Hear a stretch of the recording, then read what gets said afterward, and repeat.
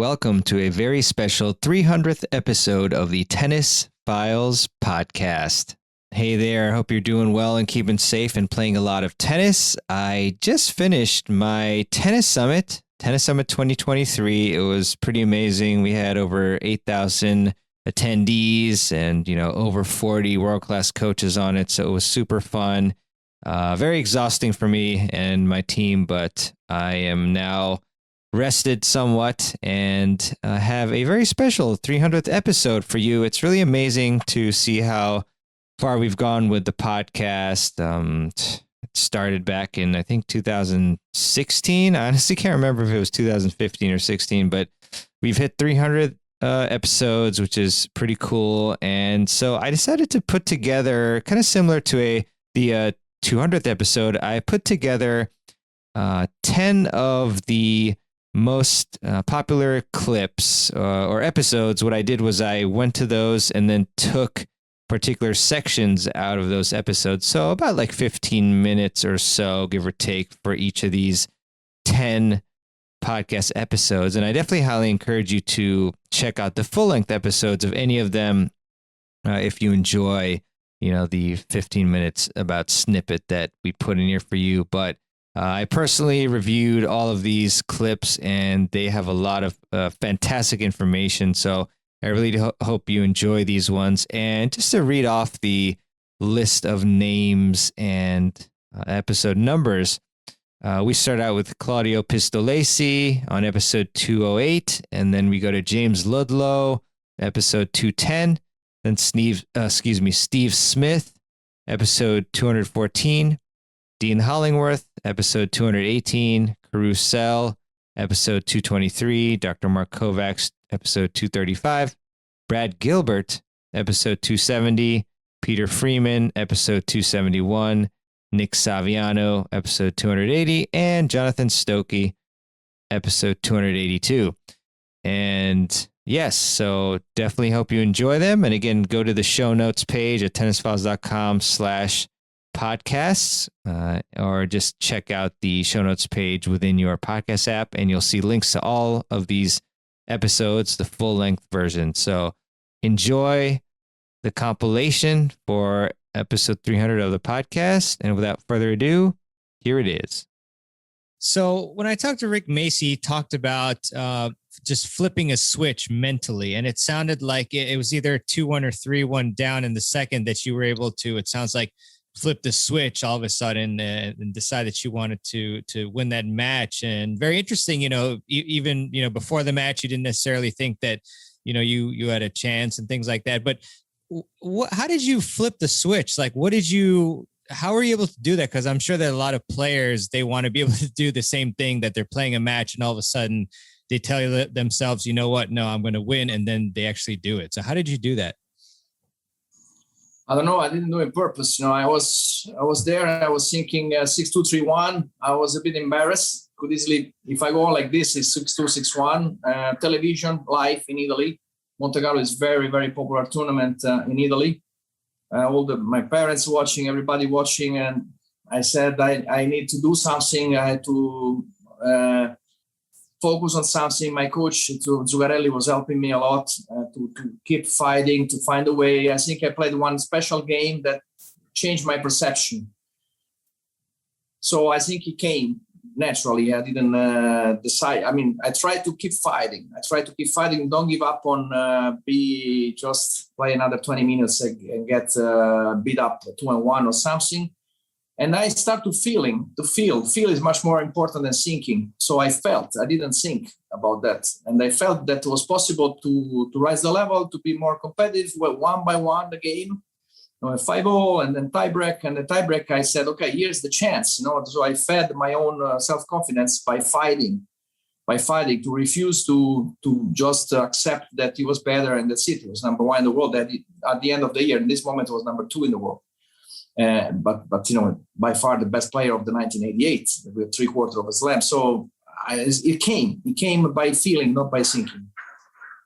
Very nice, Claudio. And then, in a kind of a related question is, you mentioned getting into flow, and that you learned more about what that was, after your career. But what were some of the commonalities, like each time you got into flow? Were there certain things that you did before that to help it happen, or any insights on that? No, I was doing a regular routine. I was playing Madrid tournament before. I lost second round. I went to Monte Carlo with my coach, but I was feeling very good with my coach in this moment. I trust him a lot. Torino Zuccarelli was top player, one of the team Musketeers that I told you. And I was happy. I was happy to be there. And I was upset to not give the wild card, to not get a wild card.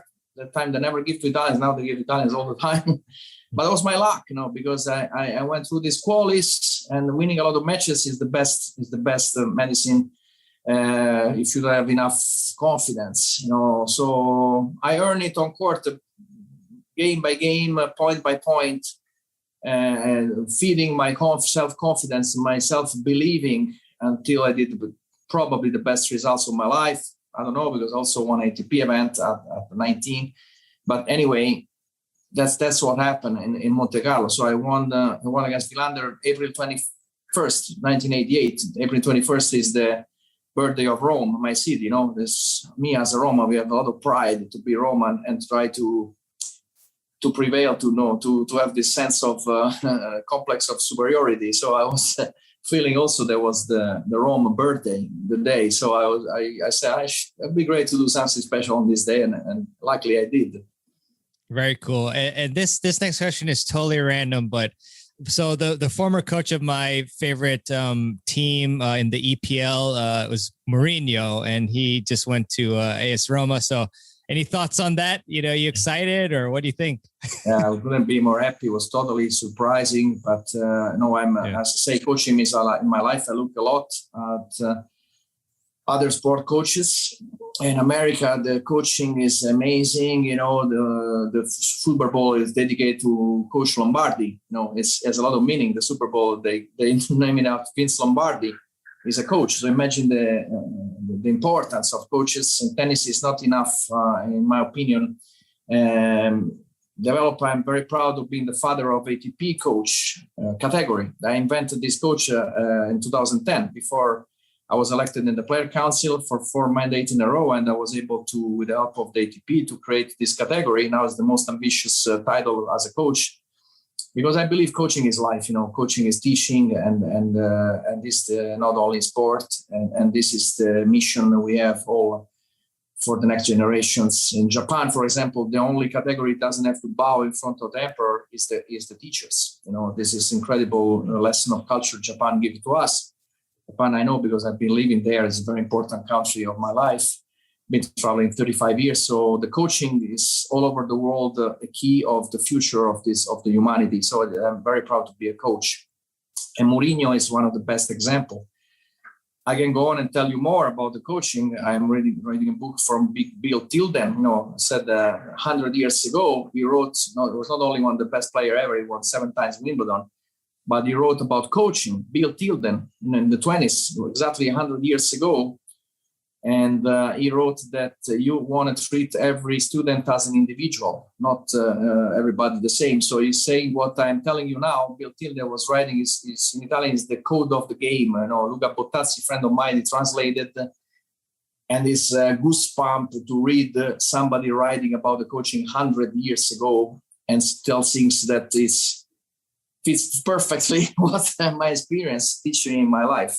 So this is also, I want to share with you this story that I was recently find out about it. Beautiful, Claudio. Yeah, just love hearing your insights. So in terms of coaching, like we talked about, you've coached so many great players. I'm wondering about, how you're able to bring Simone Bolelli's ranking so high. I want to say you put it up by like 200 spots or something like that. It was a lot.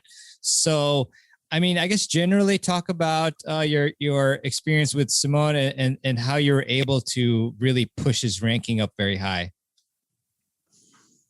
Yeah, there is sweet and bitter thinking about my story with Simone, because the beginning was fantastic. I think 10 years ago or more. I started with him actually 15 years ago. It was 2006. He was 19 years old, not known as a junior, coming from injuries. And I saw something special on him.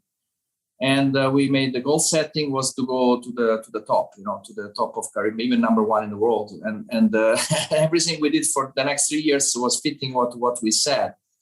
He never stopped progressing. In 2008, if you look who he beat, it's impressive. He beat Del Potro in French Open. He beat Mano de Pedra Gonzalez in Wimbledon. He was 12 in the world and with 3 tiebreakers. And he was third round Wimbledon to round French Open. He did something very years before nobody did. Mentioned at some point he was in the final of Munich ATP event. He lost to Mano de Pedra Gonzalez, Fernando Gonzalez, 7-6 in the third. And in the same age, in the same tournament, Gonzalez from Chile, Berrettini lost 11 years later against Garin, 7-6 in the third, in the final. So until that point, the career of Bolelli, age and ranking was exactly the same like Berrettini. Obviously now Berrettini changed gear, he's going straight to the top. And I'm sure, not only me, I think if you ask anyone who was there in those years, they were shocked that he was top 40 in the world and he was decided to split with me.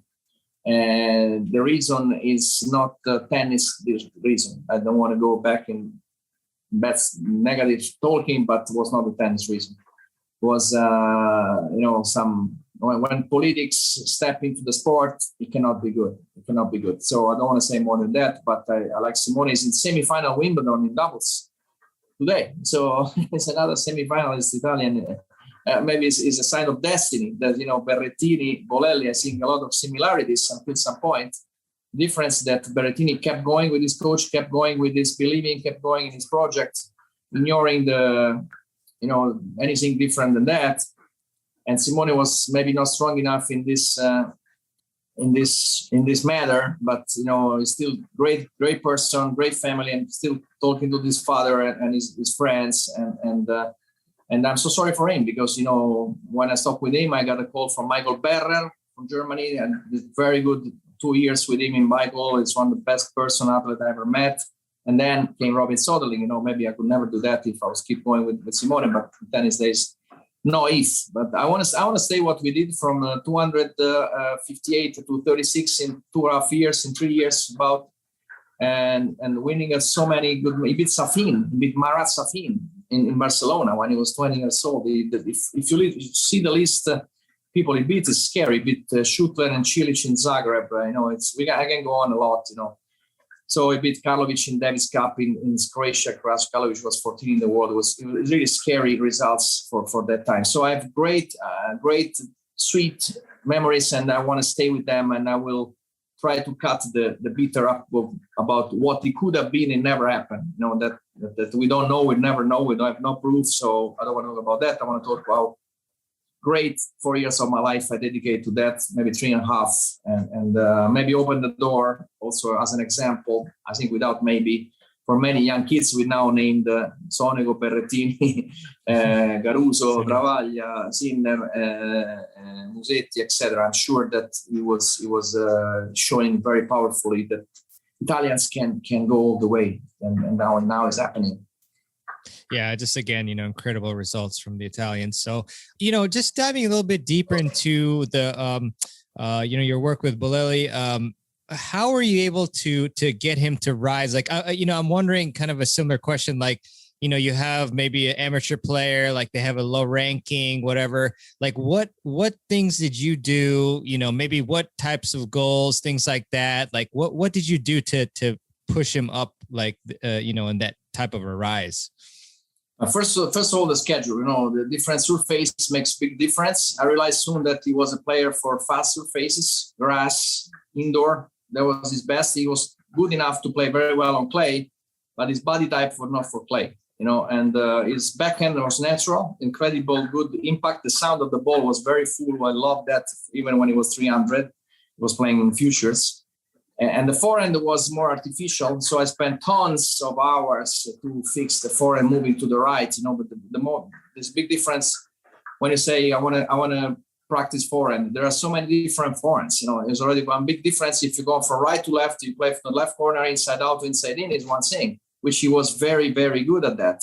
But when you move into the right, he was struggling to play many balls moving from left to right, cover the right corner. So we had to make so many with the basket feeding to try to fix, also with the help of conditioning trainer, which was Marco Panicchi, to fix this part, to be solid there. And at that time, the reputation he had that the forehand was the best shot, but it was not true. I knew it. Everybody thought it was, because there was so much work on that and so much repetitions and variations on be ready for everything. And it was like hammering the ball with the forehand for inside out, but it was also very good on covering the right part. The serve, let's dive deep into that. I think that's what we're going to be doing this episode for the most part. So what part of the serve, in working with amateur players, which you all do a great job at OTI, I recently hit with Greg, as we were talking about before the show, and he's fantastic. I've had him on my summits, and he's a great player, very high level as well. Got, ATP point, and then Florian over there, and you have some others as well. Nadim, I think I was just watching a video from him on the toss. So what part of the serve do amateur players struggle with the most from what you've seen? For me, I probably do around 5 to 10 reviews every day of different students on the serve. And the most common problem we see for myself is what we call the open racket face. So throughout the swing, they open up the palm on the strings. And as soon as they do that, they now hinder their ability to get into what we call the racket drop. That's a major power position on the serve. Pre-stretches the shoulder muscles, the forearm muscles, and so forth. But as soon as we open up the racket face, it not only hinders your ability for the racket drop, but it does put unnecessary strain on the shoulder joint. And that's a very common problem. And the question you got to ask is, why does it happen? Very natural. It's because our brain, what's the most logical thing to do? We want to point the strings to the ball because we want to make contact with the ball. But if you actually look at the best players in the world in slow motion, the strings are not pointing to the ball until the very last second, until they make contact. And that's why I do believe that the serve is probably the most difficult shot to master in all sports. Very dysfunctional for the brain. It doesn't make sense to the brain. But what I will say is, to all you guys watching, once you master it, it's a very great feeling to know that you can hit a good serve. So, yeah. But that's the most common thing, the open racket face, I would say, for me. Yeah, I see that a lot with amateurs. So what is the solution or solutions to that problem? Well, the best thing I can give advice for players is, first of all, break it down. That's the first step. But the key that they have to master is what we call that right to left arm action. If they can get into what we call a half serve position, the half serve position is basically where the elbow is just below shoulder level, tip of the racket points to what would be the right side fence if you're a right-handed player. And when you're in that position, you just want to make sure that the palm and the strings are pointing relatively down towards the ground. That's the first key. And then if they can get the racket moving in a right to left manner by bending from the elbow, the best analogy I can give of it is just imagine you're saluting like the soldiers do in the army. If you can get that going where the knuckles remain pointed to the sky, the palm pointing down, if they get that going, everything else will start to fall into place. But that's the main key for fixing it. And then if you want to go creative, then you can use like the bottle drill, for example. So you get the bottle of water, you fill the water bottle up. I've got a big bottle here, it's not going to work with this. But the idea is you fill it up so you have just a quarter of water in the bottle. And then you bend from the elbow, move it right to left over the head. And the key for you is to keep the water in the bottom of the bottle. If you open up the palm, the water will go to the top of the bottle. And that's when you know that you've done it incorrectly. But the best way to just focus on it, just imagine that you're saluting, like the soldiers do in the army. It's that same action, just like so. And then you just add the racket, same thing. Very nice, James. I think since we're recording this on Saturday night, I might try that with 1/4 of gin in the bottle, and then just enjoy it. But yeah, that's a great one. Really appreciate that. So, that's once we do that too, I still do see players, even though they have a pretty decent right to left, I guess the racket drop still, they have issues with that, getting the depth there. And so, I imagine, some of that's due to tightness as well, but like, how can we achieve a better racket drop, whether that's technical or even, mobility exercise, like anything? Like what have you seen helps with that? Yeah, there's a great point you said about mobility. That's the first thing that you have to be aware of. You don't want to force the racket drop, since I'm not aware of your shoulder health and condition. So just be aware of that. But one thing I do always say to players is we show them the optimal racket drop, which would be along the right side of the body, the tip of the racket around hip level, depending on the shoulder flexibility. That's the optimal racket drop. But what I always say to players is you don't need to achieve that racket drop. You don't need to have it picture perfect. All you got to do is work within your own limitations. So even if you can get it just 3 or 4% better than what it already is, you're going to see an improvement in the effortless power on the serve. But how do you do that? How do you get into a better racket drop? Well, there's several drills you can do. One brilliant one is we call it the elbow the ball drill. So you would toss the ball up and you would try and have the ball fall onto your elbow. Now, naturally, that puts you into that racket drop position. And then you may be asking, okay, but how do I progress that with a ball? How do I start hitting the ball? Well, what you do is you basically trick the brain. So you do 2 where you elbow the ball. On the third one, you would toss the ball up and you just make a conscious effort on elbowing the ball. But the last second, you swing up to contact. Now, it's going to feel very weird, very strange in the beginning. You'll most likely miss hit the ball, but that's completely normal. That's fine. But that will really start to get the racket falling down and away from the body into that racket drop as soon as you get that feeling. And what I think the elbow the ball drill is so excellent because you can have players stop in that position, and now they get a visual idea of what that racket drop should actually look like also. And having that visual picture in your mind for what it should look like is also very, very beneficial for players. Yeah, I can definitely vouch for that drill because I watched one of your videos with that drill and I did it, and it definitely helped my my power on the serve. So glad you brought that one up. Some more questions on the serve. So I know obviously, there's great servers who execute the platform stance, both feet apart and they don't move forward, or the back one doesn't move forward. And then, you've got the pinpoint where the back foot moves forward and other mishmashes of that. So how do you go about recommending one versus the other to players? Is there any like bodily characteristics of people where you say, oh, maybe the pinpoint is better for you or vice versa?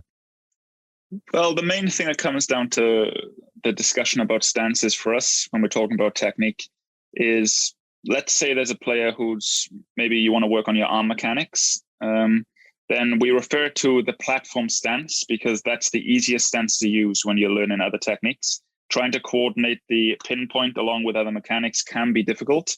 But with that be in mind, if the pinpoint stance works for you, then by all means don't change it. As the saying goes, if it ain't broke, don't try to fix it. That's the saying. But of course, there are benefits to both stances. Which one is better? Me personally, I use the platform stance. Just a personal preference. But with players, if I find the player is having a very hard time coordinating the ball toss, the mechanics, all this kind of stuff, then I'd recommend, okay, let's just break it down. Just work from a platform stance. But as you advance, if you want to move to a pinpoint, then for sure, that's definitely a possibility. But Federer, one of the greatest servers of all time, uses that platform. So, yeah, that is true. Is it true that pinpoint stance players can get higher up or anything? Like, is there any validity to that or not? Does it matter? Well, the idea, it doesn't really matter, but the idea is, I remember studying this. Basically, the pinpoint, I'm trying to think what it gives you. The platform, there's like a way, I'm trying to jog my memory now. There's so many stuff I've learned over the years, but there was a benefit to both stances. But I believe the pinpoint stance either allows you to go more into the court. The platform stance drives you more up. But yeah, to be honest with you on that question, on the pinpoint, I would have to do more studying again on that before I give a valid answer, since I don't want to give any misinformation to viewers. Right. That's very important to me. So yeah, I'd have to study more on that particular thing. Sure. Yeah, that makes sense, James. So with the toss, and I was also watching a video on that too. That's so important. And I was playing at a tennis social the other day, and some questions on that from the players. So, how do you recommend that we improve our toss consistency? What can we do with it for that? Okay, yeah, that's a great question. If you don't have a good ball toss, everything else is out the window. Right. But yeah. I think the main key you've got to understand on a ball toss is we want to try and simplify the process. what you see amongst many players, they have a lot of factors of which things can break down. What I mean by that is, let's say, for example, a player has a bend in the toss and arm. When they have that bend, as you can see there, now it's much easier for them to activate the other movement joint, which would be the elbow and the wrist. So now some players, for example, straighten the arm at the release. Other players activate the wrist in the swing. So to eliminate that, what I'd recommend is, first of all, having a straight toss and arm. So you have a straight arm, and by doing that, then you've simplified the process, since all you have to do is lift that arm as a unit from the shoulder in a smooth manner. So now it becomes much more easy for players to try and to coordinate. That's the first step. Now, the second step is, a lot of players have basically the idea in mind that they want to throw the ball up there, throw it up. But I try and have them, I have the idea of placing the ball up there. So it's a very smooth and relaxed manner. That come down to the straight out tossing arm. Then what I'd recommend players do is, even if they're watching this right now, stand up, start with the arm straight, touching near your hip, in a low position, and just lift the arm as a unit from the shoulder in a smooth manner. And you can do it with a ball. Just lift the arm up to a point where the shoulder is touching the chin. Just lift it up. And when you're in this position, check to see if you've maintained that straight tossing arm. And just do that over and over again and feel how it's a relaxed movement. There's no jerky, sudden movement in there. A lot of players have that since they start too high with the tossing arm. But that's the main thing. Number one, have that straight tossing arm. Number two, lift the arm in a smooth manner from the shoulder, maintaining that straight tossing arm. And that's really, really helped me when I was on the serve, working on the ball toss. Great stuff, James. And yeah, I guess on average, it seems like a lot of players are just tossing it too quickly. So would you maybe suggest that players kind of be as maybe slow as possible, or something like that? Or yeah, that's a great question. A lot of players have a mistake with the service rhythm. So they start the motion too fast. When you start it too fast, the ball usually ends up going too high, much harder to control. So that's a great point. Yes, if you start the motion slower, it gives you a lot more control on the ball toss, and also it helps you with the other components of the swing if you start slower. Awesome. Thanks, James. And then, so I guess, again, it's somewhat stylistic, but obviously it carries implications. So in terms of, bringing both arms, both the tossing and the hitting arms up together versus having some lag where you keep the hitting arm, I guess, like down a little bit lower and it comes up after the tossing arm. Like, what do you suggest, like, in terms of like the simplest one that facilitates the best serve? For me, I promote more of that separation between them both. So you toss the ball first and you delay the hitting arm. I just find that some players, when they have both arms going up at the same time, that's when things become very jerky and sudden. They move the racket too fast. And that results usually in a pause in the motion. The racket has to stop now since it's moving too fast. So for me, I promote more of tossing the ball first and then initiating the swing. So what we say is, after you've released the ball, so you release the ball approximately eye level, after you release, then you initiate the right to left from that point. You initiate the swing. That's what we usually teach players. I like that. Very simple and effective. And then I guess talking more about the role of the lower body, obviously it can help a lot. And with the unit turn, it's important to utilize it as well. So I guess, can you kind of describe like the main roles of the lower body with the serve? Yeah. Well, the first thing I'd have players have in mind is, when we talk a lot about jumping on the serve, you want to jump for more power. I think more of terms of coiling the body, since when you coil the body's going to naturally uncoil. And I always remember it, Florian talking to me, he said, if you get an elastic band, you pull it in one direction.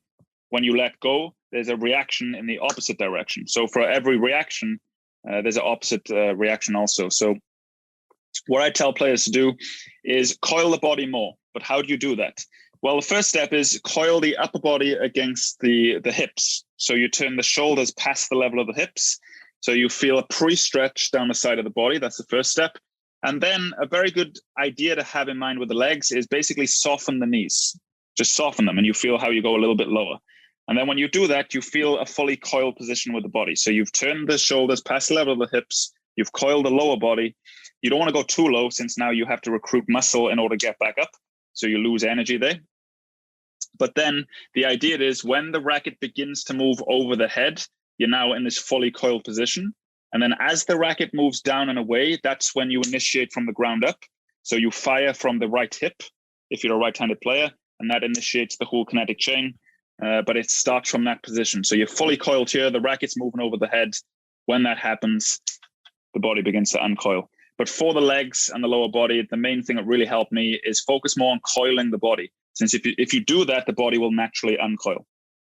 Yeah, Steve, you mentioned quite a few actually there, technical wise, I think mainly. But so there's one I still hear quite a bit, which is like, oh, you need to toss higher. So can you talk a bit more about that one?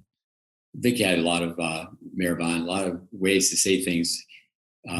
When you toss high, you have more time to be crummy. You have more time for extra movement. To be efficient, efficiency is the economy of motion, least amount of moving parts, least amount of muscle recruitment. What you really need to do is program your swing. I think bring history into it. If you know your subject, you know history. That's where the great legendary Bobby Riggs would play people blindfolded for money.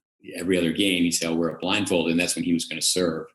You ask your group of people, take a survey, what's more important, the toss or the swing?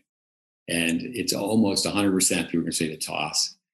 But the riddle is the racket find the toss, does the toss find the racket? You really need to program the swing so the toss finds the racket. When you start tossing overhead, people misinterpret what the pros are doing. Think back about someone like, say, Stefan Edberg. It was like he had 2 great second serves. So, but how much did a player like that coil his body to the right? And then people think that they're actually arching their back more than they are. So you always have to take a second look and film from different angles. With Vic, he would film from an aerial shot. It was called a cherry picker to look down. But you think of the history of the game. Les Stoffen, back in the 30s, his son was on Vic's staff when I was. And it was the sculptor who wanted, the elbow down, what you see with the pointing with the left hand. It's something that's changed in this country for sure. Not that many kids, or not as many kids, played baseball. Even at one point in America, if you didn't play baseball, you could still throw baseball. So the throwing motion, the old baseball trick, we put 3 balls in a sock. The baseball weighs about 6 ounces, a little more.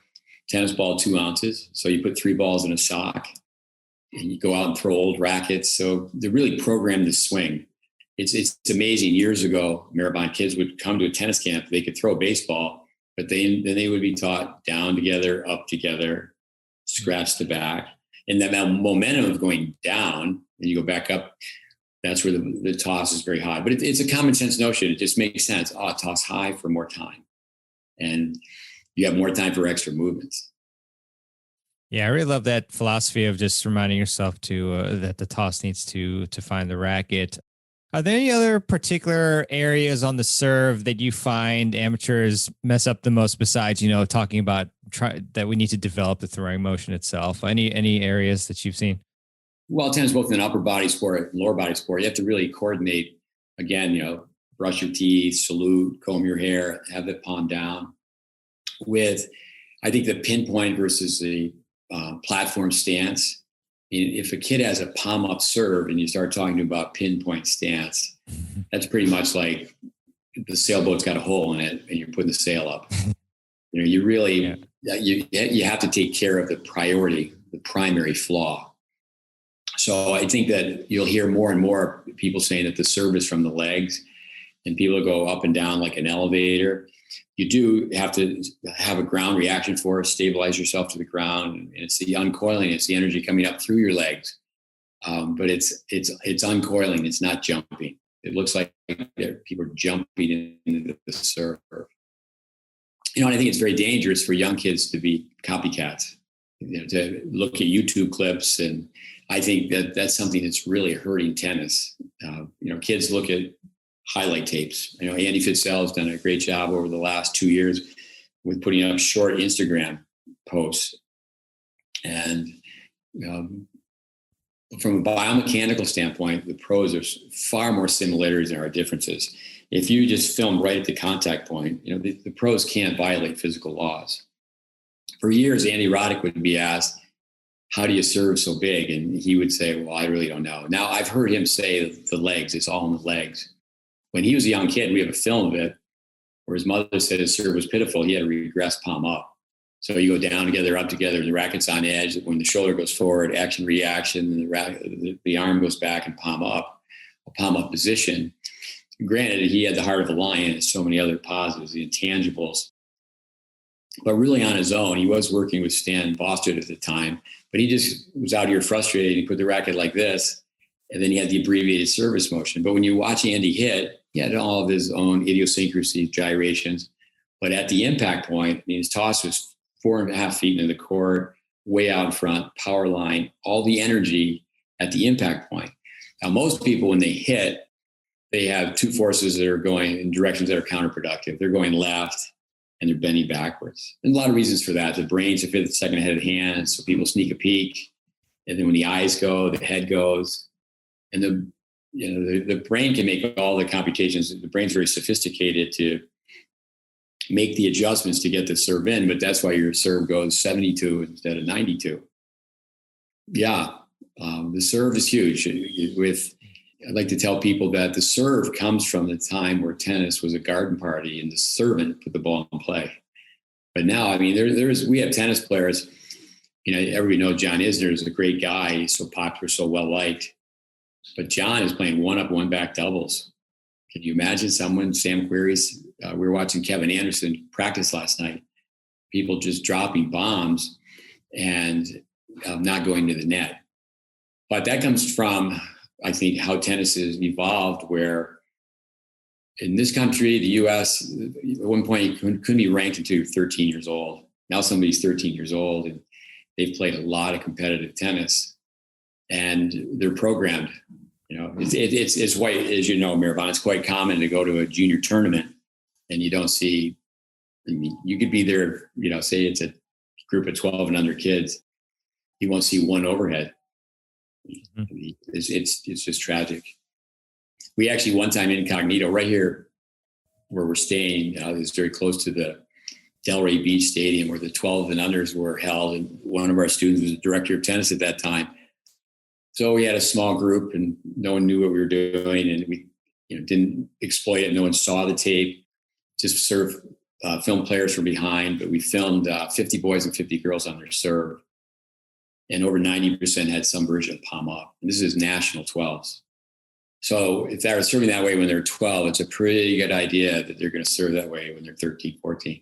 Instead of people making the right change with the service motion, if someone has the racket in a palm up position like this, typically what they do, a right-hander, they'll just toss to the left. They go like this.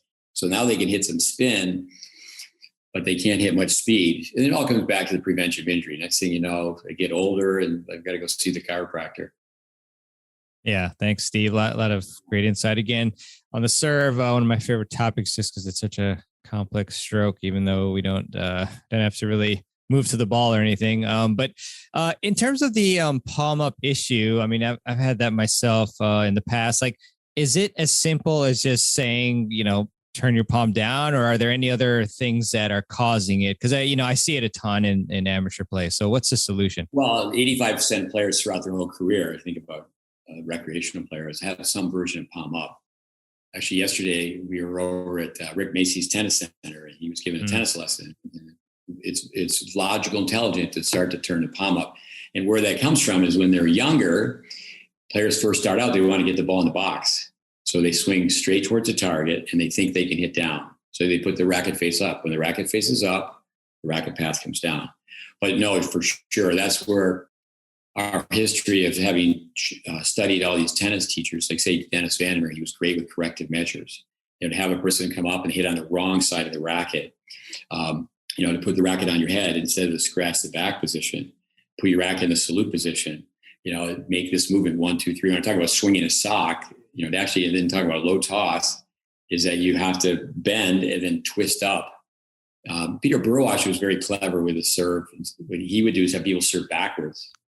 And you have to hit that shot. We call it when you're running backwards, Ili Nastasi, the backfire like this. The Bucharest backfire came from Bud Collins. Mm-hmm. So we even started one of our mini tennis games, Mini Tennis 5, where you actually have to put the ball and play this way. We don't want to have someone walk back and give it one of these numbers. So to have people not even look towards the target. Because when you hit a serve or an overhead is just abbreviated serve, you swing, you're blind to your target on all shots, but serves and overheads, you swing away from your target. If you're right-handed, you're swinging left to right. So it's very difficult to conceptualize that. It doesn't make sense for young players when they're first playing. Like a wheelchair player, Maribon, they're going to put their chair at a 45-degree angle. They're going to stop, a right-hander, they're going to stop the wheel with their left hand so they can decelerate to the left side, keep the body at a 45-degree angle, and then the edge goes up this way. But with a continental grip, the strings face your target. So these people, it is this really grip swing body that if you make an adjustment with the grip, you have to make an adjustment with the swing in the body. So you need the accommodating information. So that's where you can't really teach based on guesswork. You have to be able to recognize the primary flaw, but with one flaw, there's a counter flaw. So it is like knocking over dominoes. I think it's great to have architects say this should be the design of tennis. This is what we should do to promote tennis, build tennis. But you still have to have people that have pounded nails. And Vic used to always say, if you can change someone from palm down to palm up, you truly can teach tennis. I remember being one time at a place, at an academy, and had a very bright, scholarly student assistant, and they're watching 3 private lessons, and they're all serving. And I said, it's just money. If you go and you listen, it's money. It's dollars, donuts that they won't even recognize that flaw. But it's unfortunate because parents, their child will go through down. People say, how's my child doing? And say, well, the light at the end of the tunnel is the train coming right at them because they have to change. But they play year after year. Before we get on the podcast with you, we were watching a doubles, Austin Krajicek. So Austin was 7. He had to totally change his game. We have all that documented on film. Granted, there's so many chapters to a player's story like that.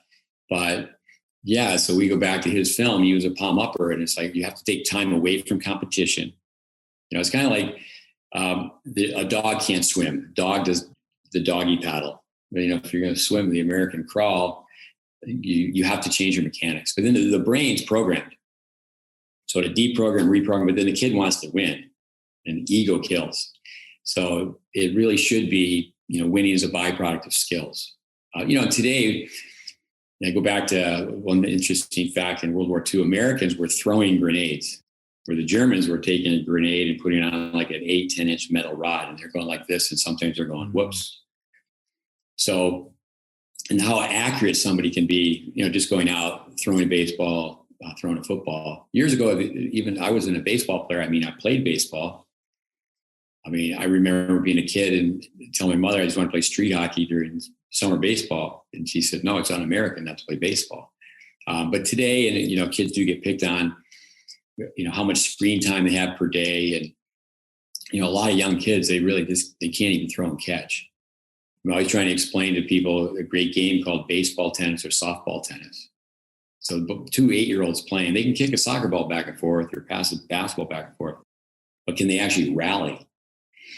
And then even when they do serve, we should be more clever in how we teach little kid tennis. The little kid should be able to stand in the middle of the baseline and just serve anywhere in the court. And maybe the rule should be where they got to serve from this position, because it just, you want to be told that you're doing it the wrong way. And the sooner you're told you're doing it inefficiently, the better. But most of the time, people don't know. Winning is confusing. We always say it's not confusing. It's totally confusing. If you're playing somebody on the other side of the net, that you're being measured versus on that person on the other side of the net. It's not like you're being measured by a stopwatch or measuring stick. Oh, well, a lot of great stuff there. I think I'm going to go on the court next time and hit some backward serves. I do agree that once you look at a court, then your whole mindset shifts to getting that ball in. And also like kind of, I guess, extracting another drill from that is you probably would say that players who are having trouble with the palm up, they can just kind of start their racket at that salute position essentially, and then just serve from there. Would that be a good drill? You want to be careful using progressions for too long. You want to explain to the learner, because if it takes the brain about 10 minutes to program for a task, the speed of that actually has nothing to do with power supply. So you can serve from that position, but the serve goes 450 degrees. It goes 90 this way, 180, another 180. So you actually can be cutting off racket at speed. Years ago, people used to pick on Jay Berger, who became a top 10 player in the world. Oh, yeah. Yeah. He didn't have that fluid, continuous motion. Even Agassi and Sharapova at one time did that as a corrective measure. Roddick simply stayed with it because he was the best American for a decade, number one, and he was one of the best servers at that time. I think a lot of people tried to copy that unsuccessfully. You can have an abbreviated serve, but there's a lot of other factors involved versus just at one point. There's so many points with all strokes. We really do believe when we spoke about it that this could be a really interesting topic, could get heated, depending on people talking about the different views. And just one thing for all the listeners and the viewers is doesn't mean that these things are just specific to tennis, right? I mean, this can apply, I'm sure, to a lot of different sports, but we live in a tennis world. These are the things that I see happening most often within the element of fitness for tennis. And I'm really excited to share them with you. So the way I kind of organized it was kind of like a workout program. I went through what I saw in people's workouts, from the warm up through the speed and the development and the power training to the movement training to also like the weight room. So we're going to go through all of those. But I just want to say for sure, probably the most interesting one, and the one that if, you're going to have to pay for my psychologist tomorrow, probably the one that will probably get me the most amped up and riled up with some of the things that I see. So the first thing I want to talk about is the warm-up. And I think in tennis, from what I see with our junior players, and if I go to tournaments and especially the adult players, is there's a lack of a warm-up. Tennis players just really seem like they want to get to the club, get on the court and start playing. And, you may be able to get away with this during the summer, but as the colder months start coming, you really have to have some type of warm up and prepare your body for the movement and for a sport that is very demanding on one's body, and have it prepared for those stops, the starts, the rotations, so we can play a sport that we love and avoid the injury. That I think that is the number one thing is, first of all, you're warming up to prepare, you're ramping up the body to prepare it for tennis. And when I say ramping it up, I really don't like when I see people doing laps around a tennis court. I think it truly is a waste of time. First of all, just the way people are running around the court, it's sloppy. The motor patterns aren't very good. It doesn't look good. Let's just put it like that. Funny thing is, I was giving a lecture it was a conference at an ITA event, and I was doing something for the WTA. So I was talking about the warm up, and then one of the college coaches, she stands up and she asks me a question. She goes, "But everyone does it," and I'm like, just because everyone does it doesn't mean it's the right thing to do.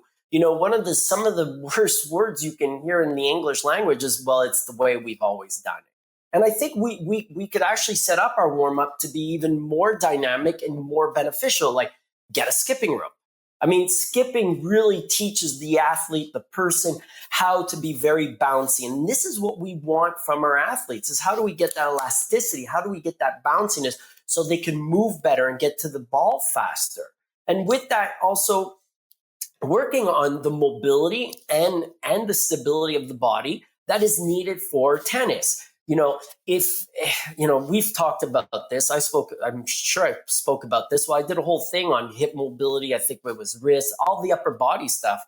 And it's like, if your body can't do it and you want it to do it in a game situation, it's going to end up doing something. But it doesn't mean it's going to be necessarily good for the body. So if you're lacking hip mobility and you can't get your hips in place, then your lower back or your knees are going to be asked to do something that they don't want to do.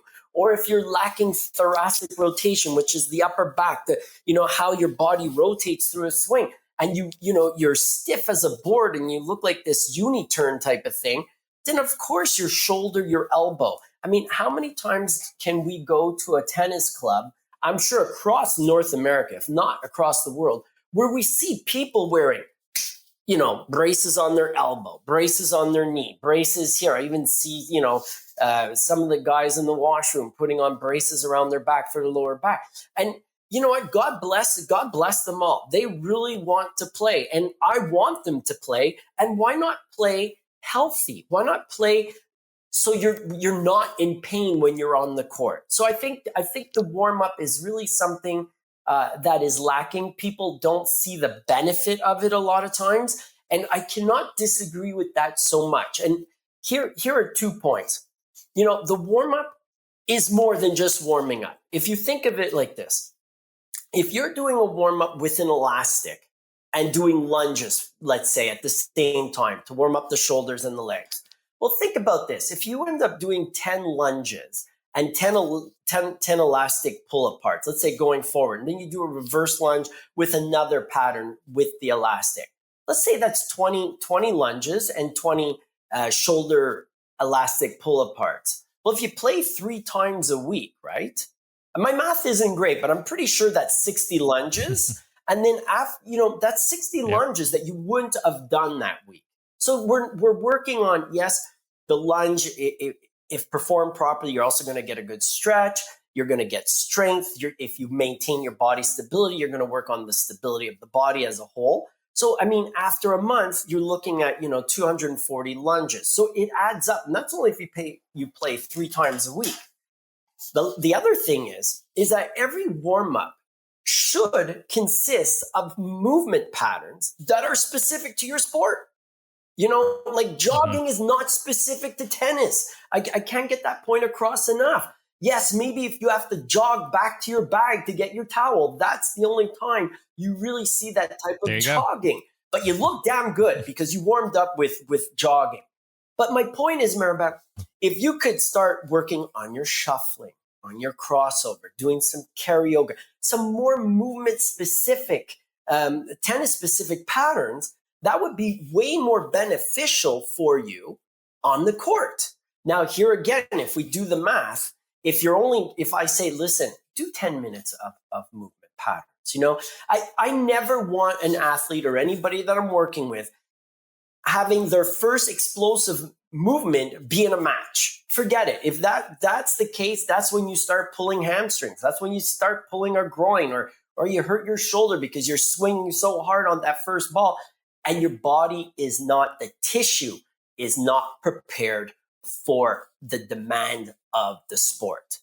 Coming back to the time, 10 minutes, 3 times a week, working on some movement patterns, that's 30 minutes. After a month, it's 2 hours.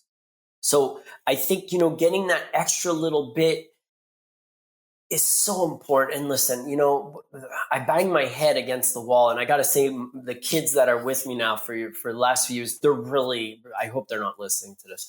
I don't want their heads growing. No, but they're really good at it, and I try and preach not just going through the movement patterns, but also going through with intent and purpose. Because you can do a knee hug and it's a waste of time, or you can do a knee hug that's beneficial.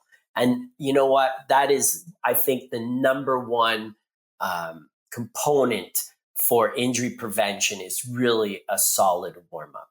So when you talk about intent and purpose, can you dive a little bit deeper? What should the mindset be when we're doing the dynamic warm-up? Well, the mindset should be the same mindset that you would have is if you were practicing with another player, with a coach, with a team or whatnot. Practice starts right. Beginning of practice is your warm-up. And the mindset should be, okay, I'm going through everything and I'm trying to perform every movement possible that I can do. I'm trying to do every movement as best as I can do it. And that's what I'm trying to do. That's the mindset, is to be involved. Because that's a great point. Sorry, I cut you off. That's a great point because the warm-up is not only essentially for the body, but it's for the mind, especially if we're in a tournament. I mean, that's when you start turning it on, right? You want to get that nervous system fire. You want to have some exercises that that have some pop, where we're getting the feet moving really quick and breaking into our movements and performing shadow swings. Yeah, I mean, I think there's a lot of reasons why people don't do the dynamic warm-up. One is maybe you're a big procrastinator and you leave the house late, you know, to a match or practice, and you just don't have enough time. I think usually when you're younger, it's probably more of an ego thing, like, you know, I'm invincible and I don't feel like doing it. But once you get your first injury, I think that's when it really pops in your head that, hey, you know what, I need to start taking this thing seriously, which is unfortunate that it takes a lot of people, you know, a adverse event in order to actually take the warm-up seriously. But I mean, I can tell you, you know, for firsthand, it's made a huge difference in my performance. You know, I used to not warm up like an idiot, and you know, I wouldn't start really playing or getting into it until like the second set, and I lost so many matches because of not doing the dynamic warm-up, because my body wasn't primed for the movements that we do playing tennis. So I really do appreciate you mentioning this really important thing. And one other thing, I thought those braces were just fashion statements. So they're actually useful. Well, I think it's also like medals of honor of that these are my injuries, right, and I'm continuing to playing. And to build on your point about why people don't do it, I know a lot of times, especially I think the kids and the adults actually, it's like, you know, I'm starting practice in 5 minutes. My coach is waiting for me. I got to practice. But I think that's where we need also the help of the tennis coaches to be, you know, cognizant of the point that, listen, we want these people to continue. We want them to continue, you know, pain-free, injury-free. And why not set up the first 5-10 minutes of a practice, making them a little bit more athletic? Because it's not just a warm-up. It's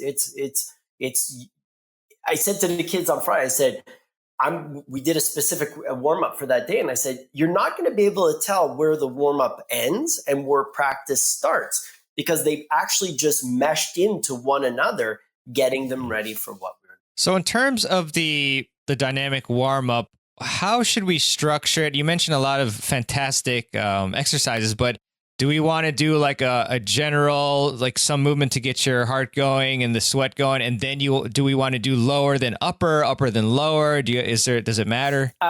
For me, the way I like doing it is I prefer some ground-based exercises to begin. So we'll do some shoulder work to loosen up the shoulder. We'll do some hip work, some thoracic rotation. Then we'll start moving a little more through dynamic movements, like doing the world's greatest stretch and things like that.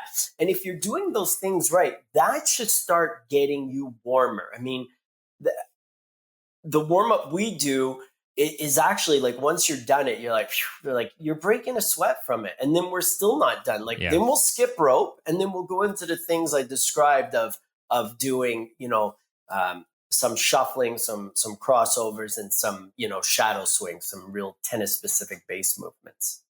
So Dean, I think a lot of players are probably not familiar with thoracic mobility, that term. So can you explain what that is? So your spine is made up of various areas. So the top of the spine is cervical spine. Then we go into the thoracic spine, which is pretty much, if you feel the back of your head, you're going to feel a large bump, and pretty much down to the base of, you know, just below the bottom of your rib cage is your thoracic spine.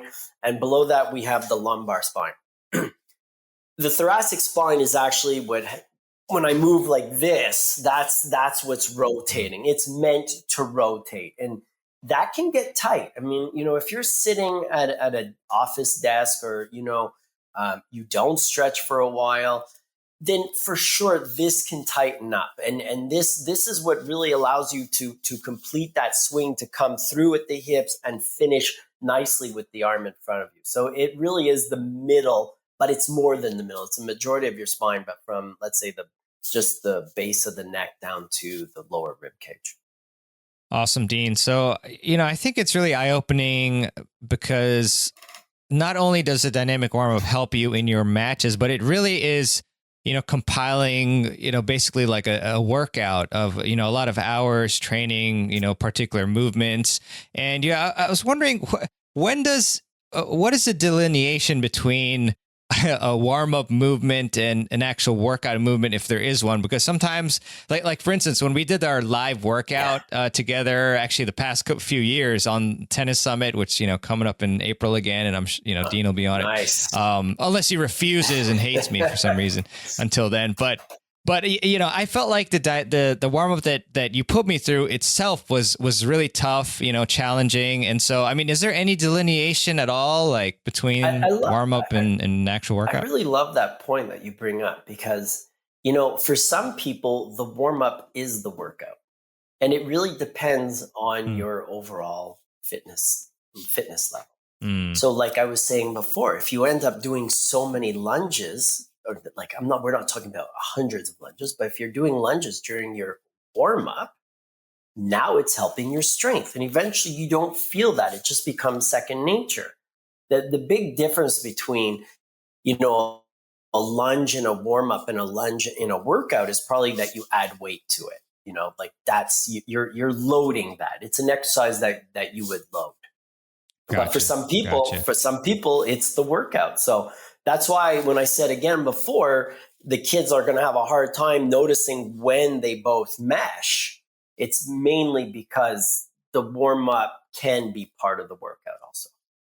Cool, Dean. So in terms of any equipment, I'm sure you can probably have a great dynamic warm up without equipment, but are there any particular pieces that you would recommend that we toss in our bag? Yeah, 100%. I think every tennis athlete needs to have some elastic bands, tubing, and two different ones. A really nice light one that you can use for your shoulder work, your external rotations, internal rotations.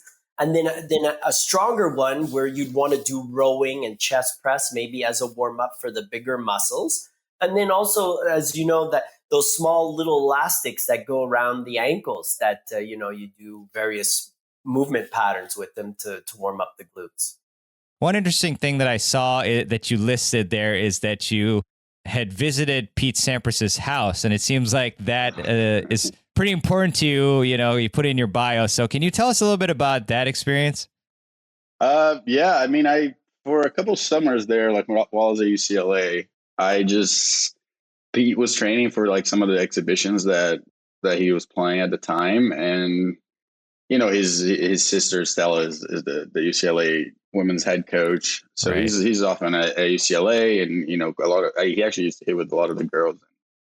I just found myself hitting with him a few times a week, and then eventually, I think at first we were doing on clay, and then eventually we just sort of started hitting at his house, which was really, really cool. It has an awesome chord that he would blast. Like weirdly, he would blast like hip hop while we were playing, and wow, yeah, I know you wouldn't expect it, and it was like a really good vibe. And we would play for he was still obviously playing really well. So yeah, that was like a really, really, really fun thing. Like you grew up obviously watching him, and at the time when Guga was playing, there was like a lot of good matches between them and Agassi as well. So it was like a very, very almost like weird scenario there. I was like, oh, I'm now hitting with this guy here in LA. But yeah, it was pretty cool. That's pretty sick. Is there a particular part of his game that impressed you when you hit with him? I mean, obviously his serve he wasn't really going full out on his serve, but I mean, he's still really, really good. And he's just in general, his ball is like really heavy, like he hits your racket and you feel it. So that's really, I mean, his forehand still like moves through the court. I think he might be playing like with like a Babala or something now. Oh wow. Yeah, but he just goes. So like he can still rip it. Like he can hit winners like kind of anywhere on the court, really. That's very interesting. Is there any piece of advice or anything interesting that he told you that actually ended up helping you, or anything maybe that you observed on your own? I think he never. We usually talked a lot more about golf than tennis. But I do. Funny thing, like on my serve, one time this is probably like a couple years ago, I was like just doing like a impersonation like of his serve, just for a video. Yeah, right. And then when I saw the video, I was like, wait, this motion is like way better than mine. It's like way more fluid than mine. And then after that, I just started like kind of doing the Pete Stampers, like kind of racket here in front. Yeah, like, toe up. And it's just like it smoothed out my serve like tremendously. Like I kept doing it ever since. So and obviously his serve is like all time, probably top 3 ever. And I was like, why wasn't I doing this like when I was in college or something? Just copy the pros, man. I know. I mean, you're a pro. I love it. I was a little bit too late for it. I wasn't even like doing it when I was playing pro. So I wish I had done that beforehand, because like today my serve is like way better than what it was when I was like on tour or in college. So it's kind of funny. Cool. Well, this is actually an easy transition. I was going to talk to you about the serve a little bit later, but what was it about his motion? Like, is it just like the weight distribution back and forth that helped you, or what was it in particular? It's a good question. I grew up trying to do the Fed serve, right? So I was always like trying to copy his. So I was always a platform server.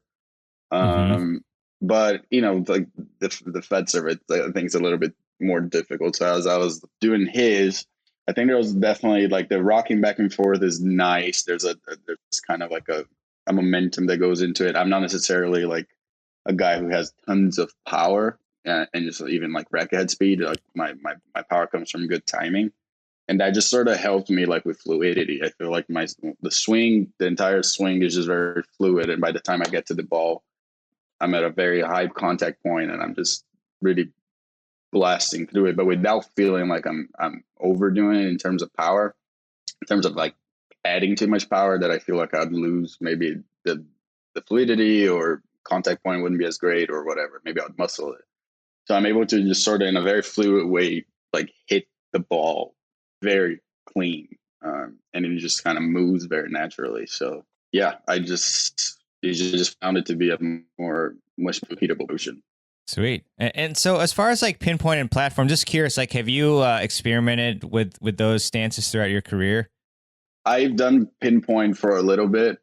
It's not for me. I am particularly more into the platform serving for most people. I think it kind of eliminates like movements that can make serving even more complicated. Right.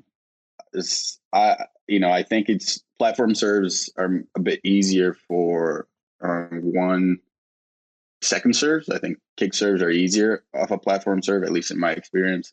And then 2, I think if you are not as tall, I think it's much easier off a platform serve to like use both legs, get up and hit the ball a bit at a higher contact point. Where I think like the pinpoint serve, like you more slide into the court, so you have a lot of momentum. I think it's good for first serves, but like I feel like the tall guy, it's better for tall guys because you don't really need to get much height. You actually just want to get the body kind of through it. So I particularly think for most people, that aren't like 6'3" or 4 and above, I think platform serve is a little bit less complicated, and I think it's just easier, especially on second serves. I think a lot of female players should be doing more platform serves. I think they all like slide and they have a hard time hitting kicks. They're always sort of slicing the serve a bit more. Right. I think off the platform serve, I think they would actually do a better job with that. But there's very few girls that do it. So I don't know. I just find it to be a much easier motion, and I can use my legs a lot more. I think so. Yeah, that's a lot of great things to consider there with the stances. I mean, yeah, thinking about platform versus pinpoint, I think, you think of like Isner and Query, like they're really tall guys using the pinpoint. And then like, I think, like Erotic was like kind of a modified platform, like it was narrow. Yeah. What do you think about that, by the way, like the narrow platform? What benefits I don't is mind that? it. I don't mind it. I mean, I just think like, you just kind of have to do what is natural to you, but the Roddick, I mean, it's kind of its own thing. Like I think very few people have done it. I don't think you should be very close together. I think like Monfils was doing it for a little while. Very close. I think it has to be like a little in between there. There's got to be some separation.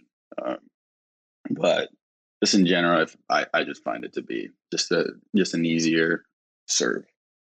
Gotcha. Cool, Karue. So one more question about that before we dive into your career, which is an interesting one as well. But you got any tips for us on getting more racket head speed. It seems like a lot of players, they have like issues with like the racket drop, and they're just not getting quite that racket head speed, which is obviously, key to getting more power and spin, etc.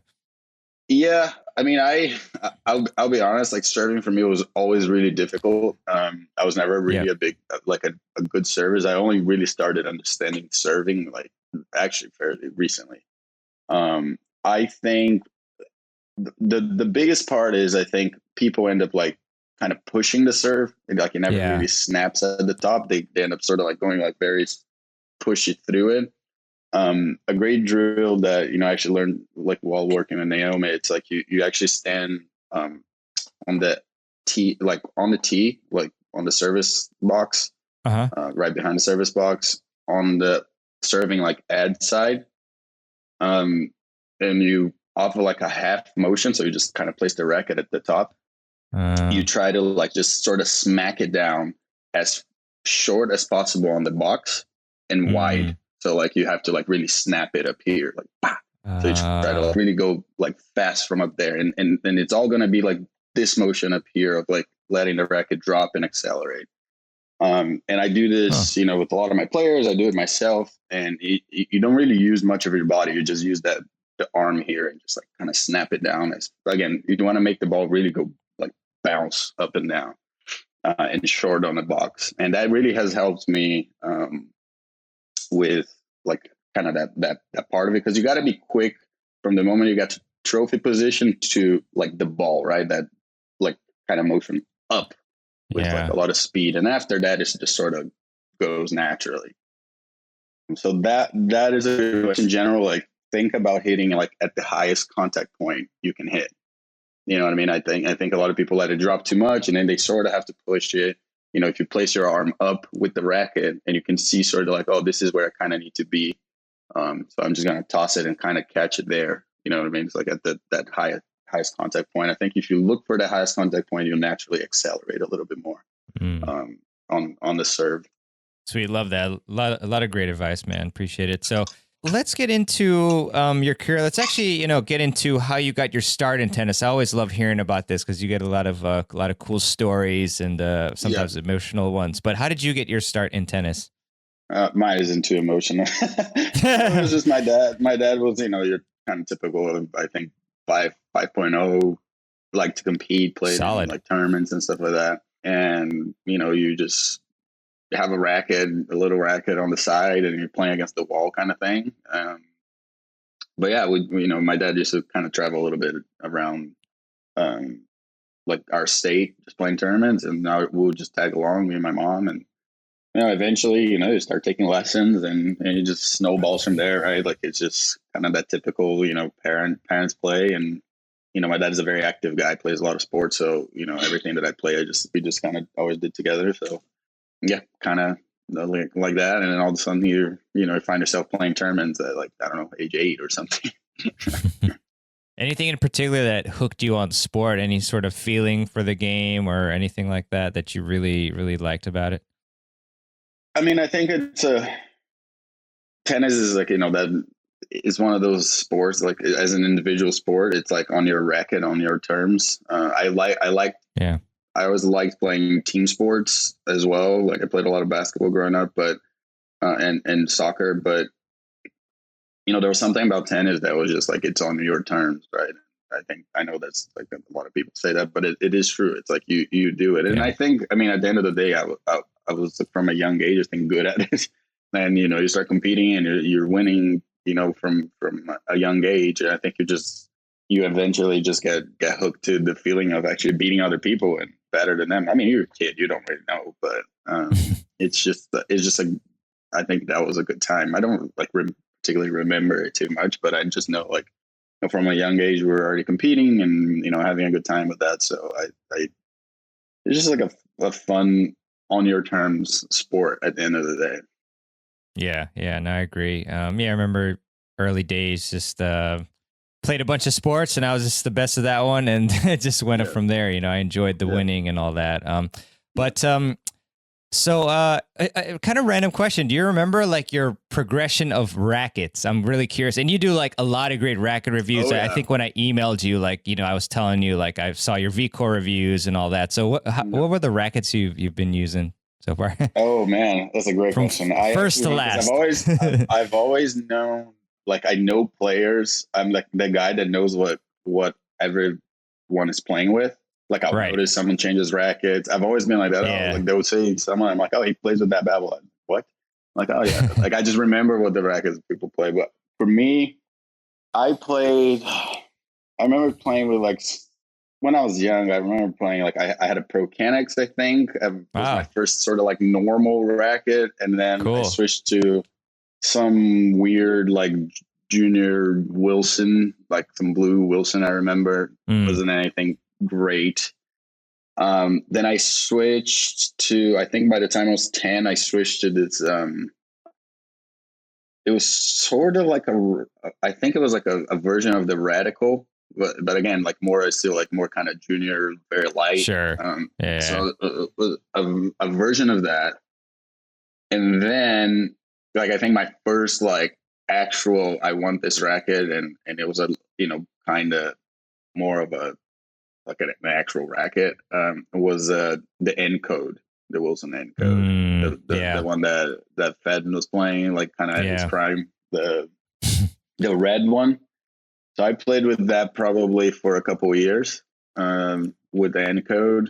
And then I think by the time I was 13, 14 maybe, I made the switch to Yonex. And so I went and what is it called? The yellow one, the classic yellow, the Albanian one. Oh, the RDS 001. I played with that too for a few years. 001, yeah. So I moved. I switched to that, and then there was like I remember there was like another version of it that came out with like some black on it. So I played with that, and then I spent 10 years with Yonex. So every kind of new iteration, I was playing with it. So then there was like a red one for a couple of years. Yeah, I played my entire junior career with this like red Yonex. I can't even remember. I have to look at pictures of it. And then by the time I got to UCLA, I was already with this like Yonex 95 Yonex.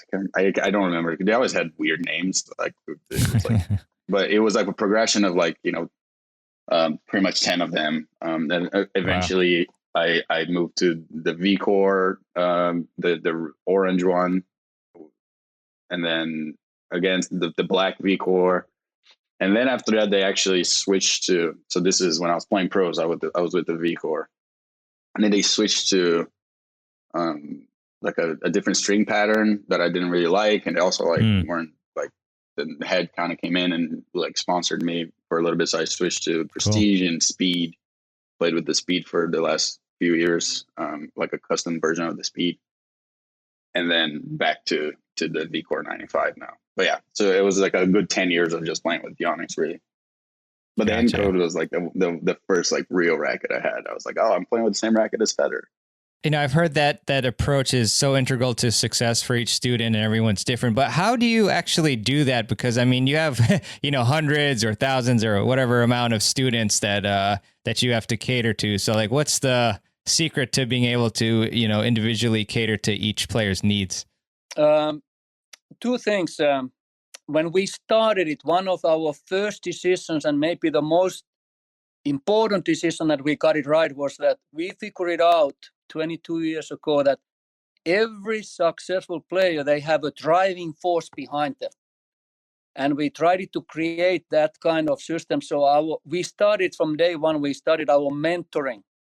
And over years, we have really adjusted it, but the mentoring is extremely important. So how we do it is that the coach have, depending on the experience level, but, they have somewhere between 2 to 8 to 9 to 10 players that they are mentoring. What that really means is that coach is responsible that all the technical, tactical, physical, mental, emotional planning work gets done. It doesn't mean that coach does it all by himself or herself.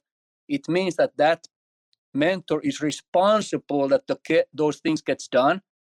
That coach and mentor is responsible that the player is learning and improving.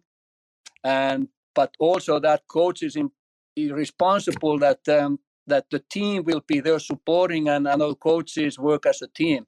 So it is a balancing act. And when they are younger, then we do a little bit more group mentoring, but we try to be clear with the messaging and making sure that the kids need to improve and they need to get better, and coaches have to feel the pressure to teach, and they have to understand that the players have to improve. I mean, that all the time and money that has been invested, we all know how extremely expensive this sport is here in USA. Look, the fact is the players have to improve. They have to learn, and that is a responsibility of the teacher, coach, or the mentor. Like you said, it cannot be done by one person. So that's why the teamwork is really important, that in our culture here, that the coaches are using our coaching team to address the needs of those individual players. And it's not easy. It will take a long time to learn to do it. But that's how we try to approach it. But getting to the point that players feel like there is a driving force, and hopefully extremely positive one, that they can rely on when it comes to the on-court and off-the-court development. Thanks, Vesa. And what are some of these, or some examples of these driving forces that your players tend to have? I'm curious if maybe, some of our audience can, kind of realize some of these, one of these or more that they might have, and then that will help them, play better. When I say the driving force, I meant kind of the support and the people around them. I see. That's what I meant, that, that everybody needs help. And of course, Gotcha. The parents are the number one source of that one, but then the great teachers and the coaches can really be in a position to have a huge influence on the kids. So that's when I talked about the driving force behind the player or behind an athlete. Gotcha, Vesa. Appreciate that. And then, with your top players, I'm curious, what a typical day like of training. So, Tread or Dennis or Francis, what are they usually? What does a typical day of training look like? From the tennis court to the gym to mental game exercises. What does that look like usually? Again, it depends, but basically it's a lot of work. So let's take an example, somebody like Dennis, who was very driven, was very willing to do all the work that was asked. So, he was very independent. So let's say that he started with us when he was 12 years old as a full-time student, meaning that he practiced twice a day. He came here when he was 8 years old, and then he practiced once a day. But I give you an example of the full day load for him. He took a metro from home, from Virginia to here. His parents wanted him to be independent, so they didn't drive him here. So he took a metro when he was 12 years old. He fixed his own lunch. So he got here to our school about 7:45, did school for 2 hours. Then we have our first training session at 10 o'clock, go about 90 minutes or 2 hours. Then again, back to the school for another 2 hours, have a lunch there. And then back on the court again around 2 o'clock, hopefully play points and matches and couple of hours match play, and then do the fitness. So his day was over around 5 o'clock. And then he jumped back on the metro and got home. So it is extremely demanding schedule. It's really long day. And then he gets home, and then he has to still do the homework and everything. So it takes a lot of dedication. And, you have to be extremely driven to go through the schedule. And then weekends, a lot of tournaments.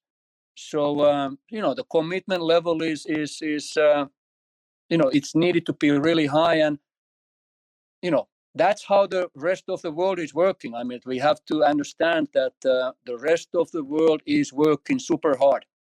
And we all know that this is a game of repetitions. You have to see the ball a lot. So you have to spend a lot of time on the tennis court, and hopefully you are working hard, but more importantly, you are working the very smart way. But it is a huge commitment to try to be a professional tennis player, or even to become a great college player. So a lot of hard work. I want to make a point that this absolutely can also be done, in the early years by going to the normal school. There's no question about it. We have had plenty of great players that finished their high school, normal school, and still did extremely well. So it can be done both ways. But even after school, you have to be prepared to train 3 to 4 hours, because that's what your competition is doing in Europe and South America. So, those are the loads that you have to be able to put in when you are junior. Thanks for that insight, Vesa. And yeah, you reminded me, of Dennis, because I interviewed him on the podcast, episode 100 something, and I just was really blown away by his level of commitment and the metro rides in particular. So, and again, I have a sense of what this answer might be, but I'm curious, on average, how much time do you spend on the mental game with your players, comparing that to, the physical and the on-court and all that stuff? If there's any sort of, average number, or does that just vary depending on the player? Of course, the easy answer is that it depends, but let me try to be a little bit more specific. I feel, and our team feels strongly that, all these parts of training that hopefully will create this comprehensive training regime is that they are interacting well together. So I'm not a big fan of, let's say that you go to the dark room and you are listening to the whale music and I'm going to be good.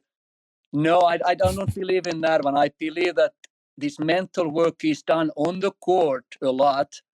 And it's basically, we are talking about mental discipline and focusing skills that needs to be learned, and concentration skills. So we try to do as much as we can on the court, creating situations that will stimulate players to be in a tough position. We believe that we try to take the kids out of their comfort zone and then help them way back into it. And of course, there has to be an individual approach, and that's when the mental coaching and the mental expert will jump in, and they can spend some one-on-one time. And when there are some deeper issues, which we all have. So to answer your question, it should be everyday topic that is discussed, and it's an everyday process that you have to pay attention to it. Not that you have a mental class, from 3 to 4 once a week or whatever. That's one way to do it, but I believe that you get the best results when it's a part of daily workload, and it's a part of the process. Yeah, thanks for that, Vesa. And I guess that kind of leads into what we talked about a little bit, in our pre-call before we, started chatting on this podcast. Well, you mentioned the holistic pathway of development. So I wonder if you could talk more about that and why that's so important for the success of your players.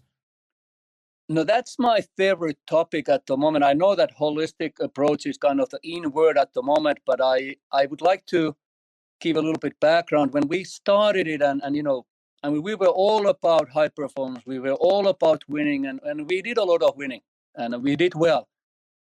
But as a player, you win a big tournament, and we all know how it feels the next day. It's behind you, it feels good, but there has to be something more than that. And I'm glad to say that I'm 57 years old now, and I'm starting to mature a little bit. So I'm starting to see the big picture that actually we are really lucky, because I fully believe that tennis is the best sport in the world to teach really important life lessons. I'm not saying it only because I'm a tennis player and it's my sport. I really think that the characteristics of the sport are absolutely fantastic to teach the life lessons to the kids, and that's what we try to do, in a sense that we are focusing on the whole kid, the whole player, not only as a tennis player but as a human being. Because again, the younger players, younger kids, everybody has their own timetable. You don't try to everybody to get to the next level at the same time. They have their own timetable, and you have to respect that one.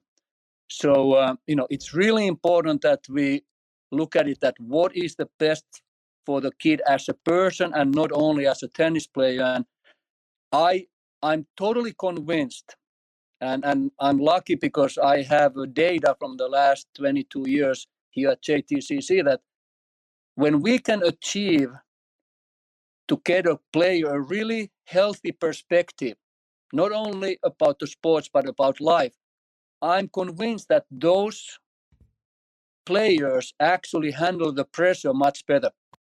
And as a result, they will do more winning. Their pressure tolerance is much better. Their pressure management skills are much better when they have a healthy perspective about the life. And they, the hitting the tennis ball is not the only thing they do. They are normally very good academically. It goes hand in hand. So I feel that the more time we spend making them really well-rounded young student athletes is actually going to improve their tennis skills, and more importantly, the pressure tolerance will go through the roof, and as a result, they will win a lot. And it's a nice positive cycle that just keeps on going on. So that's kind of what we are trying to do. It's a lot of work.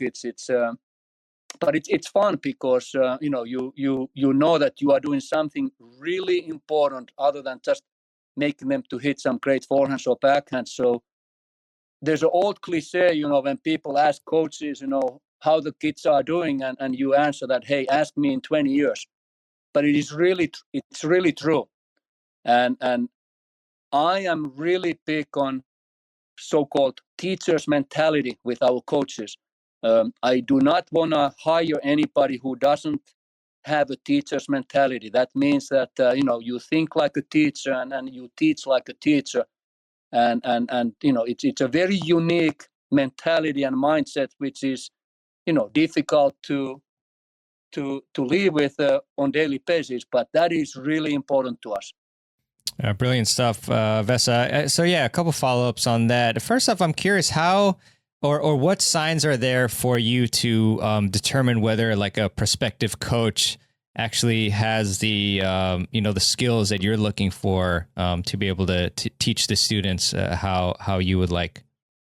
That's a really great question, and I hope that I'm getting better with that one. I think that we will never master it, but it's interesting, you can look at it in a way that when we are players, we are taught to be, selfish, but as a teacher, you have to be unselfish.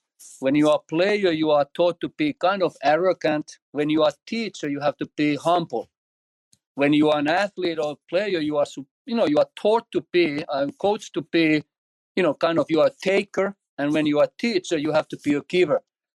And when you really start to think about that one, that is a 180-degree mental shift that has to happen. And that's why it's sometimes very difficult for great players to become really good teachers, because that shift is very difficult to do. That talking about, making it from being a taker and then suddenly you have to be a giver. And it sounds simple, but it's difficult. So I always look at that if the coach has potential to give back, and if they have a give back mentality, and are they thinking what is the best for the kid and instead of best for the ego or for themselves or anything like that. So I don't have a scientific model. I trust my gut feeling a lot. I try to talk to the coach and the teacher a lot and just get a feeling that if they have a ability to give back, and it's a process, it doesn't happen overnight, but I believe that ability to learn to give back and see the value on it, that's a must if and when you want to be a great teacher. I do want to try and focus today's episode on adult competitive players and how they can improve their fitness training. And I was wondering, we have this common prototype of adult players who really want to improve their fitness, but they're constrained by time. And so I was curious, if we could just give, if I could give you just like a common scenario of an adult player who has maybe like 5 to 6 hours per week and they want to figure out, how much time to partition, in between, like actually like playing tennis and, your mobility and flexibility and, maybe some agility. And then you've got, resistance training and other things, recovery. So I was curious if you could kind of give us some guidance, or these players some guidance into how they can best kind of allocate that and any other factors that they should think about when allocating that time towards different activities. Yeah, that's a great question. It's actually something we spend quite a bit of time on. We've got a fellowship program at the Institute, and one of our fellows this year is actually spending their entire time on the adult recreational player and the fitness programming around that. So there's a few things that you need to keep in mind. One is, what are your deficiencies? Because you want to personalize it a little bit to yourself. If you've got, say, good endurance and you were maybe a former athlete that ran a lot and you've got good cardiovascular endurance, and that's not an area that really needs a lot of your time, then you can pull that off the training list a little bit, or make it lower down on the priority list, which is good. Or you may have really good strength in general, and you're just a strength athlete that you like to lift weights, you lift weights all the time. That's something you enjoy. So that's going to sort of be in your program, but you don't have to overemphasize it because you already have a good level of it. And that's usually what I first recommend, is do a needs analysis on yourself, understand what are the areas that you need to get better in, go to a resource, a coach, a trainer, someone that has experience, and ask them, what are the areas that I'm sort of lacking or that could help my tennis more? Could be mobility, it could be strength, it could be endurance, it could be power. And then prioritize your list of training. That's first and foremost, because you can't do everything at the max level. Most people don't have time to do that. So that's the first step. Then based on that, you want to make sure when you do strength training, traditional kind of strength exercises, lunges, things like that, you want to hit that at least twice a week at a bare minimum. Ideally, you want to try to get 3 sessions in. There's a lot of very good research showing that 2 sessions a week, let's say a total body strength training workout, provides a lot more benefit than 1 session a week. But 3 sessions a week is even better, obviously, than 2. But the difference between 2 and 3 isn't as high as the difference between 2 and 1. So at a bare minimum, 2 sessions a week needs to be on the schedule. That's really, really important. Then as you age, you know that you lose power, you lose muscle mass after mid to late 30s. It starts to drop pretty significantly if you don't train. So you need to put in the training, but power is one of those areas that most older players don't spend enough time doing power training. Then that's something that you get a lot of really good benefit. The only challenge is you got to be a bit careful, because you've got to build up to those movements and make sure that you're doing them with good technique. So typically, if you're going to do it based on hours, and I don't love giving recommendations always by hours because it doesn't take into account quality or even quantity of what the work is. But in general, most people think in time. So if you're trying to strength train at least 3 hours a week, if you can get, strength training, and that includes warm up for the strength training, that includes a little bit of cool down. That may even include, say, a lot of your injury prevention work as well. So when I say 3 hours, your whole session may be, let's say, an hour at a time, but you do 20 minutes of heavier strength work, 20 minutes of speed and power type work, and then you've got 20 minutes of warm up, cool down, and some injury prevention stuff. So that's sort of a bare bones minimum level of 3 hours on that. Then definitely want to do some mobility and stability training. And the older you are, the more of that you need to do. So usually recommend at least 3 sessions a week of about 20 to 30 minutes. So then you're at 4.5 hours. And then if you've got a couple extra hours a week, then you can put in around that maybe some more on-court movement stuff. Or if you need a bit more endurance work, you can do more endurance work. But 4.5 hours a week, you can get a really, really great program into your training program. And then anything above that, you can really focus in on areas that you're trying to take to another level. Awesome stuff, Mark. Really appreciate that. I jotted down some follow-up questions. First off, I was just curious, from a physiological standpoint, I guess, if that's even the right word. The one session a week versus 2 sessions, I was wondering why, what is the reason that there's such a huge jump between 1 to 2? It's a great question. And a lot of this was strength training specific research. So it's looking at muscle fiber recruitment. It's looking at the ability to hit a certain area of the body on multiple occasions to get the adaptation. So it's got a lot to do with the physiological response to stress. And, physical training is stress. And we have to understand the difference between anabolic and catabolic processes. And simply put, when you're working out, when you're training, you're actually putting your body into a catabolic state or a breakdown. You're breaking down your body every time you train physically. But you give it time to recover, which spurs the anabolic process. And that's the muscle growth, muscle repair, and the adaptation to an imposed demand. So the more times you can get an imposed demand on those areas, the more adaptation you get, the better results you have. That's why training 2 times a week is better than training 1. Training 3 is better than 2, but then you also get a diminishing returns. As you train more times per week, you actually push your body. If you're doing the same workout, let's say if you're doing the exact same total body routine, if you do it 4 or 5 or 6 times a week, you actually can, 1, injure yourself potentially and overtrain, but 2, you don't get the same response. The body doesn't adapt as well if you do too many sessions a week on the same thing. So that's the real reason why, and some of the research behind why 2 times a week is sort of that minimum sweet spot, and definitely a lot better than one time per week.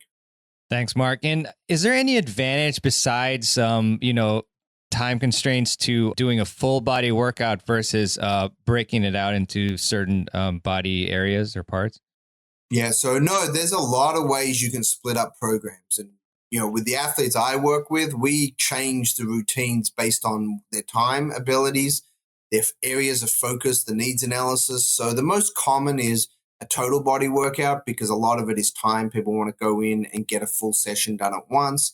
You can do the same exercises, so let's say a Monday, Wednesday, Friday, or a Monday, Thursday, or a Monday, Thursday, Saturday. So you give a day or 2 in between. And it's simple. That's why people like it. But a lot of what we do is we try to get in the weight room or the gym more than 2 or 3 times a week. So we may be in there 5-6 days a week, but doing different things. So we may do, some people like doing an upper and lower body split. I don't often do that with tennis players. I do that with other sport athletes and individuals.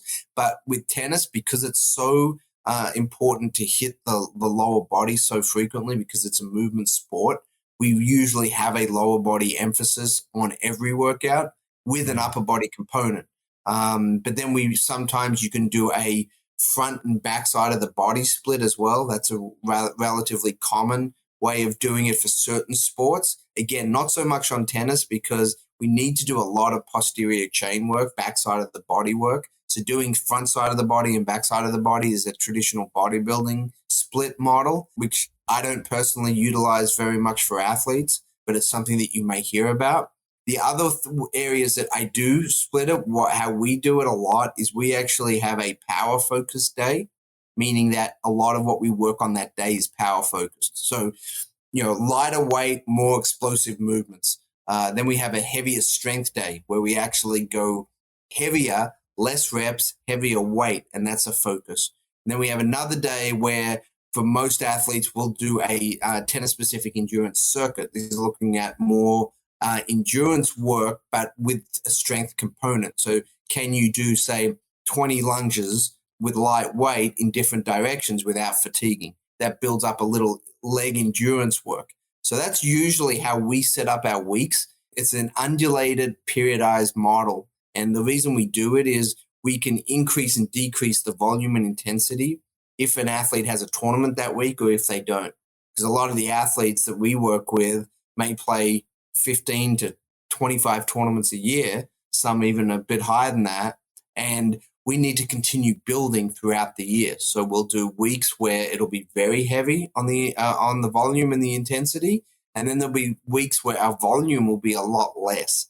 still relatively high intensity, but if their normal total volume for that week, I'll give you like an arbitrary number, is 800 on our scale. A tournament week, and it's an important tournament, their volume may be 150. So it's significantly less, but they're still doing something. But their real goal that week is to be fresh for the tournament, focus on recovery, focus on getting the body to play at the highest level possible. Got it, Mark. So, in the USA League world, I guess, we have certain really important tournaments, if you will, I guess, like regionals and sectionals and nationals. So can we similarly then use this undulating periodization model to ramp down during around that time of the tournaments, basically? Yeah, exactly. That's the beauty of it, is you can ramp up or down from week to week, which is what tennis needs to do. We don't have the luxury always of, with leagues, it's a little bit easier than, say, a traditional, junior tournament or professional tournament schedule, because you sort of know when those events are, a season out. You know, sort of majority of the time when your matches are, unless you're in a flex league. If you're in a flex league, it's a little more challenging. But a traditional league, you sort of know you may have a match on Saturday or you have a match on Tuesday, and that's your day for matches. So you could build your training around those match days, which is awesome. It's similar to college tennis in that respect. You sort of know when your matches are.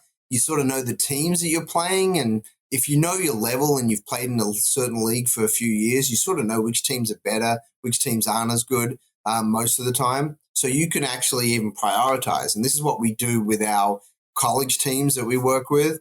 We prioritize matches. So if we're playing a certain club and they're always really good, they always recruit well, they always have good players, they're going to be a priority one, meaning that we got to be playing at our best. We may not train as hard that week off court because we want to be as fresh as possible for that match. But we know we're going to play another match the following week that they're not always as good, and we should be able to win pretty well there. So we're going to train through, in a way, that week, and we're not going to adjust our workload down to be fresher for that match, because we know we've got bigger matches coming up, and we treat it more as a training week. So you can do the exact same kind of professional or collegiate schedule for an adult league player and team as, some of the best players in the world do. And that's the beauty about tennis, is just because your level of tennis and the type of tennis you're playing maybe isn't on TV, doesn't mean you can't train like the pros. Right. Yeah, I appreciate, experts like you bringing that knowledge to us, how we can use the pros training in our routines. Regarding posterior chain work, I just wanted to highlight that, and just for the viewers and listeners that don't quite know exactly what that is, could you kind of explain that, and then maybe what types of exercises would constitute posterior chain work? That's a great comment to make, because posterior chain is really just describing the backside of the body. So when you're thinking about posterior chain, it's really a little bit of the lower back, the glutes, the hamstrings, the calves. And it's usually the need to improve the strength in those muscle groups, because most athletes, and especially in tennis, because of how the sport's played, our body weight is always shifted forward. We're always in that ready position. Our coaches always tell us, get in the ready position, be in that athletic stance, the return position on the return of serve, the volley position, get low, lean forward. All those things that we are taught on the tennis court shift the weight forward into the front side of our body, or the anterior chain muscles, which are the quads, the hip flexors, things like that. And those are very strong typically just by playing tennis. You strengthen those. Our backside of the body, the posterior chain, unfortunately doesn't get a lot of extra work when we play. So becomes this discrepancy between the front side of our body and the back side of our body. And if you increase that discrepancy over time, you start getting major imbalances, and you get a lot of knee-related pain, hip-related pain, because of this strength differential. So why we say we do a lot of posterior chain work is we're trying to limit that difference between what the sport's forcing us to do in being in those good ready positions, but it's also needing us to strengthen the backside of our body, or the posterior chain. So we usually recommend a minimum of 2 times as many posterior chain movements as anterior. And for many of our athletes, we'll actually do 3 times. So when we say 3 times, for what we're talking about is we're going to do 3 times as many hamstring focused exercises as quad focused exercises. So that's a way to try to offset all the extra work that we're getting on court, moving, and also the historical adaptations that we've had over many years of playing. So when we say posterior chain, typically what we mean is hamstring-related strengthening exercises, glute-related strengthening exercises. So think of things like, if you're familiar with strength training, various Romanian deadlifts or deadlift variations that put a lot more emphasis on the hamstring, glute strengthening work such as hip bridges, things like that, various things, hip thrusters. There's all sorts of variations of exercises you can do to target that backside or posterior side of the body. I want to start with a quote from your book, from Winning Ugly, which is an iconic book. You know, that along with Inner Game of Tennis, far and away are the 2 most recommended books from my podcast guests. And this was one of the best quotes I ever heard. A comment from somebody in the audience. They said, "How in the hell does this guy win? He hits like a caveman who found a tennis racket." So who is this person talking about? And maybe if you could give us some more context. I don't know where that came from. I don't like to think my strokes were that ugly, by any means. But it's still pretty amazing that 32 years later or something like that, when we did the book, that it's still pretty relevant. That's a pretty cool thing. And I've had so many people come up to me and tell me, how much the book is meant to them. And so that's always a cool thing. So, I love the whole thing about Winning Ugly. And it was done basically to help, club players and juniors, try to maximize their potential instead of, what you learn sometimes just in a lesson. Yeah. And I just absolutely love it that, you reference club players so often in that. And that's who we are, most of us. And it's not like, Nadal's writing a book about like his, amazing shots. I mean, my most amazing learning experience with Steve, who had never written before, was when we were having lunch one day at the club. And I was starting to study club players. The 2 guys that he played against were down below. And I was watching the 2 guys that he played, and within 5 minutes, he'd played these 2 guys, he said, for 15, 20 years regularly. And within 5 minutes, he was surprised and shocked that I could break down their strengths and weaknesses, and he didn't even know theirs. It's like, how do you play these guys and not know their strengths and weaknesses? So that's when I knew, okay, there's, we can figure some things out here. Yeah, 100%, Brad. It's funny you mentioned that. When I was a junior, especially, I would just react. I wouldn't be thinking at all about strengths, weaknesses. And then, after interviewing you and amazing other coaches and players like that, that's when the gears got going, able to recognize, patterns and things like that and weaknesses and such. So as far as developing, one of the things that stood out that you find in Nadal and Djokovic and a lot of the great players is developing a no-quit relentlessness, as you put it in your book. So I was wondering, how do you develop that sort of attitude? I mean, it can't just come out from thin air, right? Everybody has a different DNA.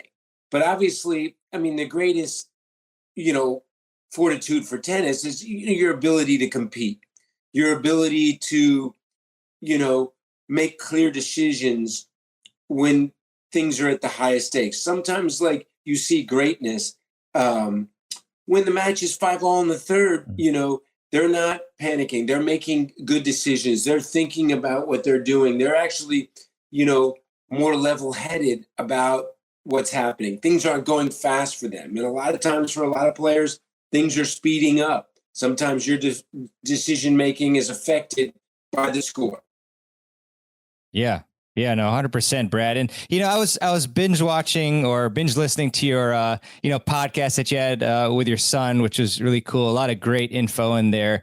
And, one thing that really stood out was you mentioned, I believe that, when you were working with Andy Murray, there were like 9 matches in a row or something like that, where he was up 5-4 in a set and he got broken. And I was wondering if you could let us know about the fix for that. What did you tell him? How did he get through it? Because a lot of club players go through the same thing. It seems like we get to match point, we get to, break points, and we just don't convert at all. It's funny, that was in the summer of 2006 when we started together. And it was incredible how many times he would serve for a set, serve for a match. And it was almost like he willed himself, or you knew it was going to happen. Mm. And this is what does happen to club players and juniors a lot, because we get in our head that we've done this before. We're going to do it again. It's more about the first point. What are we going to execute on our first serve?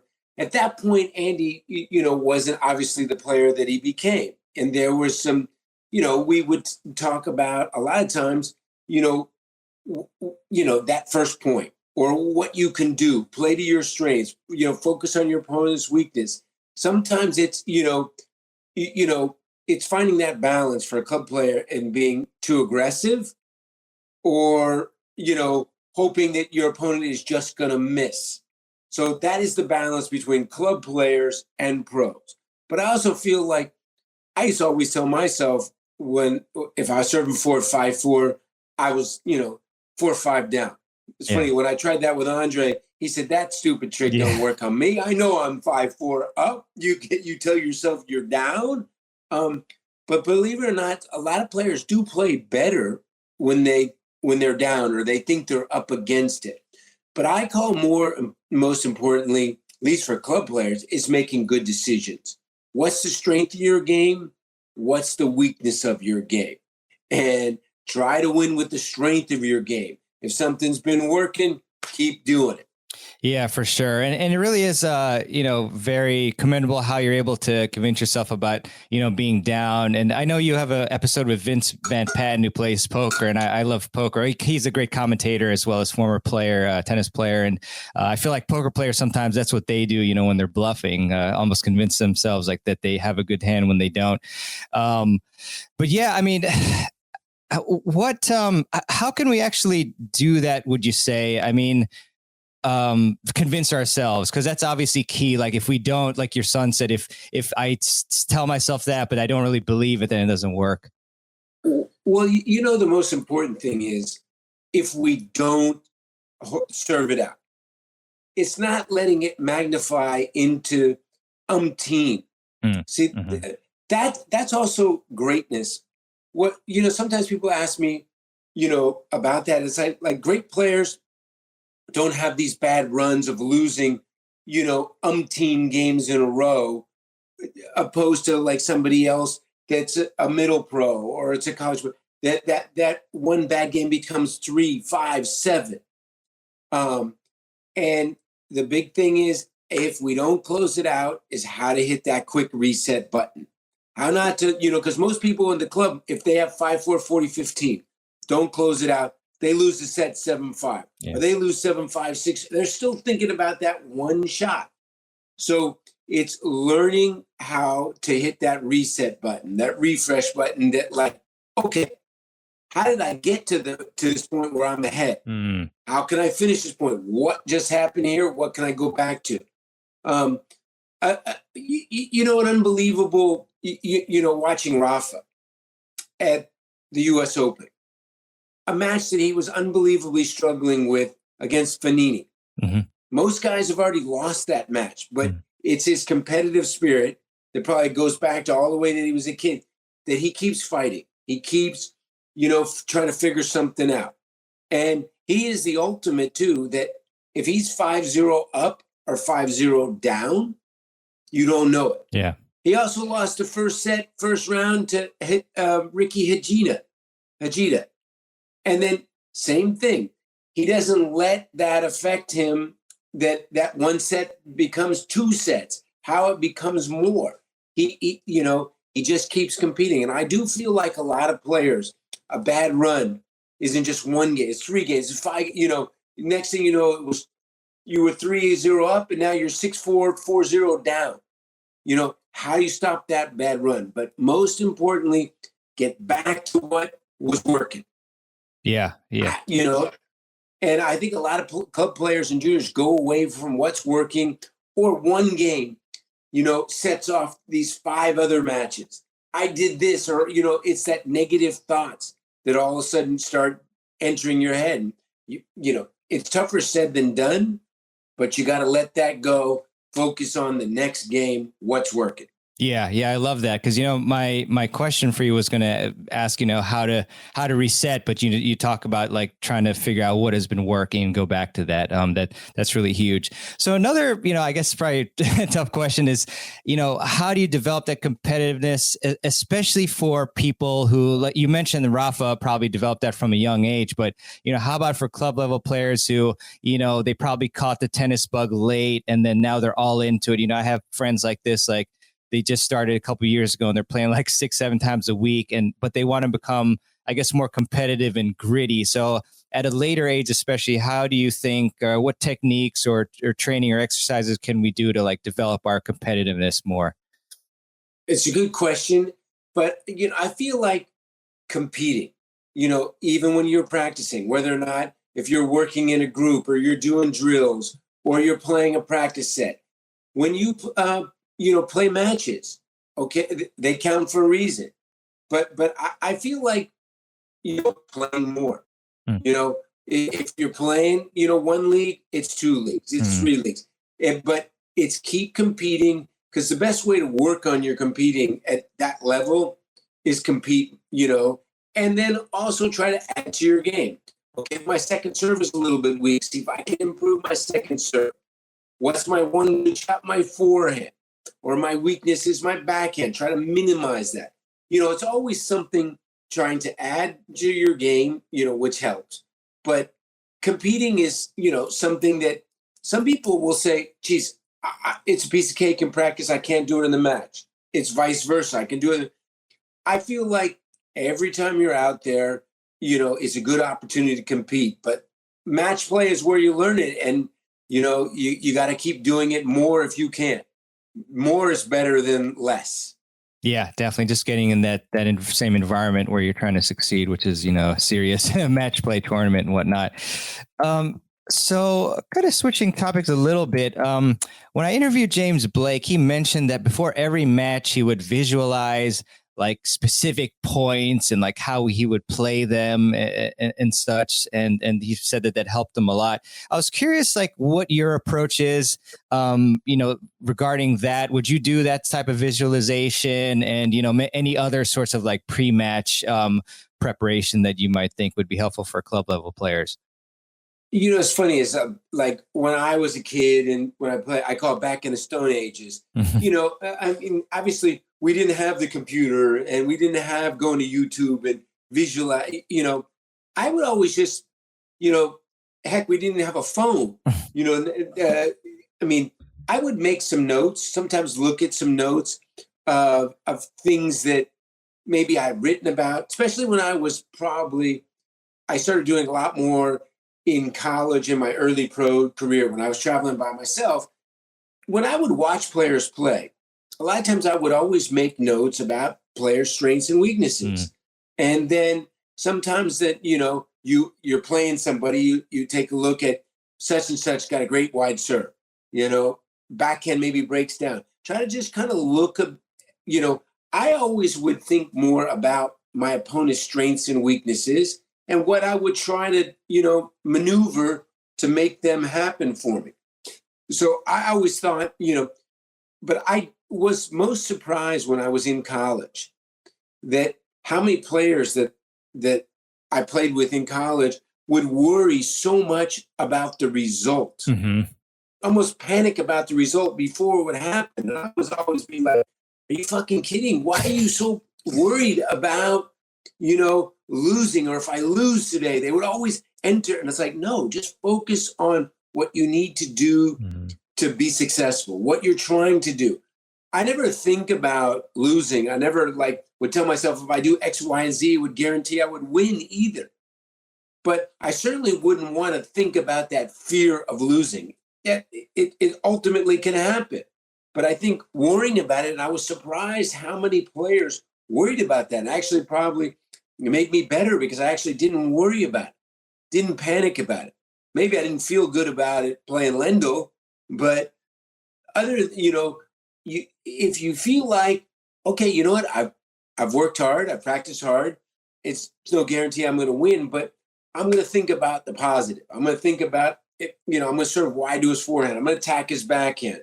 So I just think about the little strengths and weaknesses that you could control, not think about losing, and I also feel like too many people would think about, if I do this, this, and that, I'm going to win.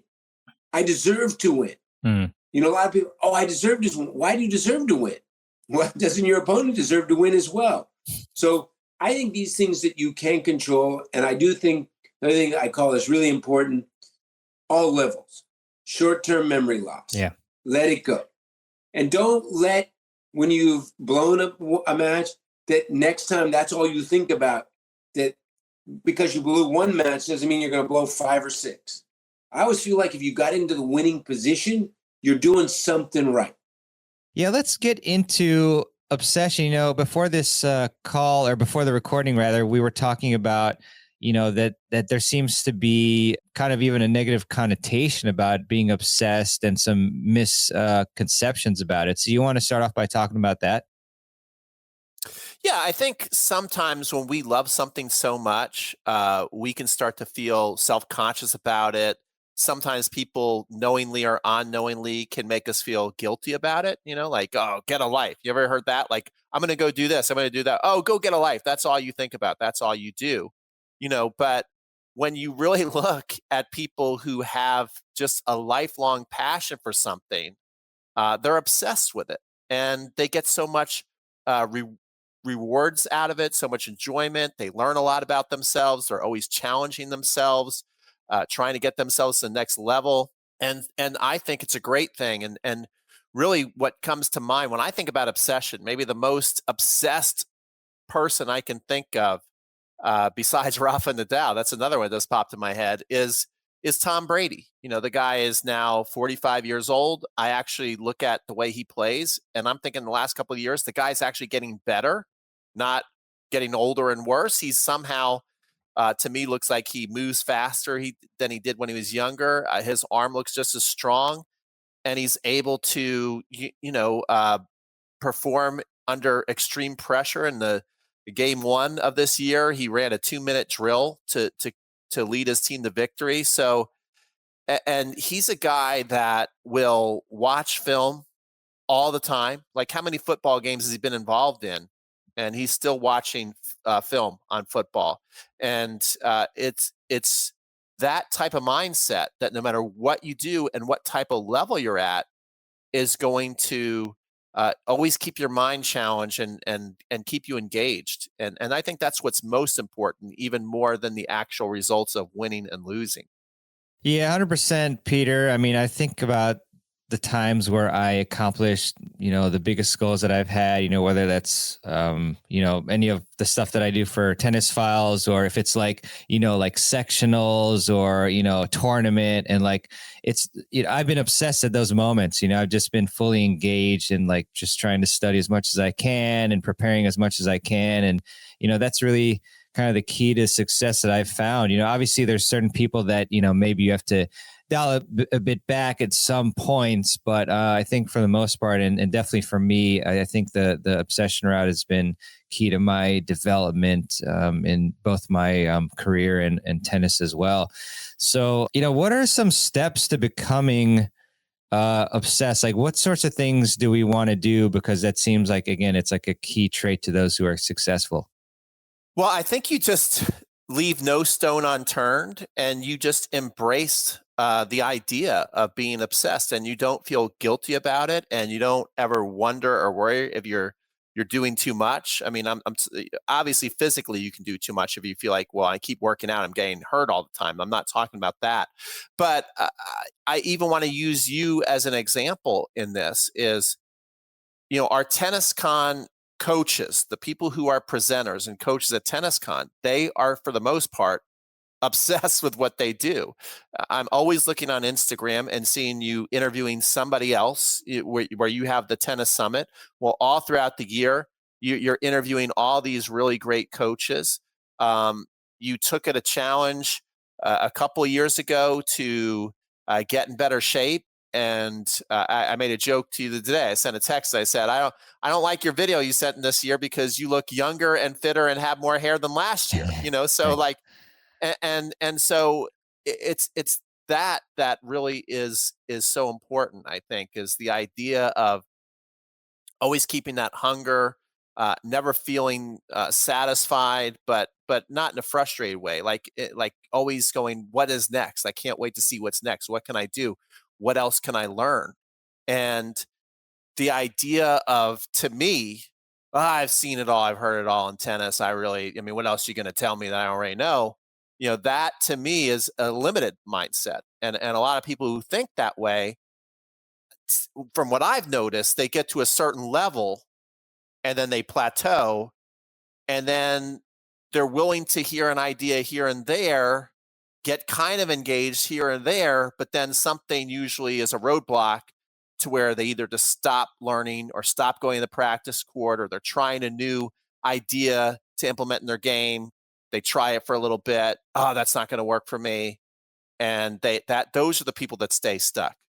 Yeah. And I have some follow-ups that I jotted down here. So I guess, first of all, how do you kind of balance out like obsession with maybe it getting to be like too much or like unhealthy or stressful? Like what's the key to that sort of balance?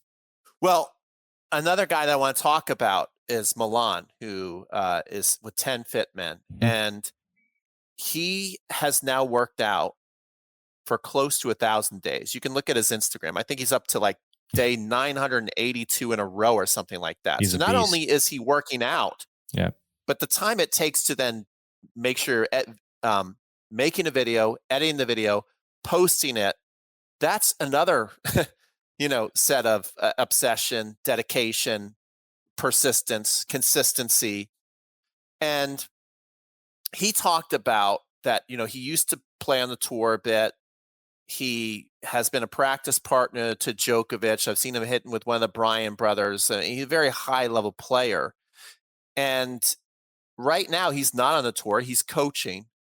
But he wants to be fit and ready if he ever gets that call. He doesn't want to go, well, I'll get ready if I get the call. No, he wants to be ready from day one.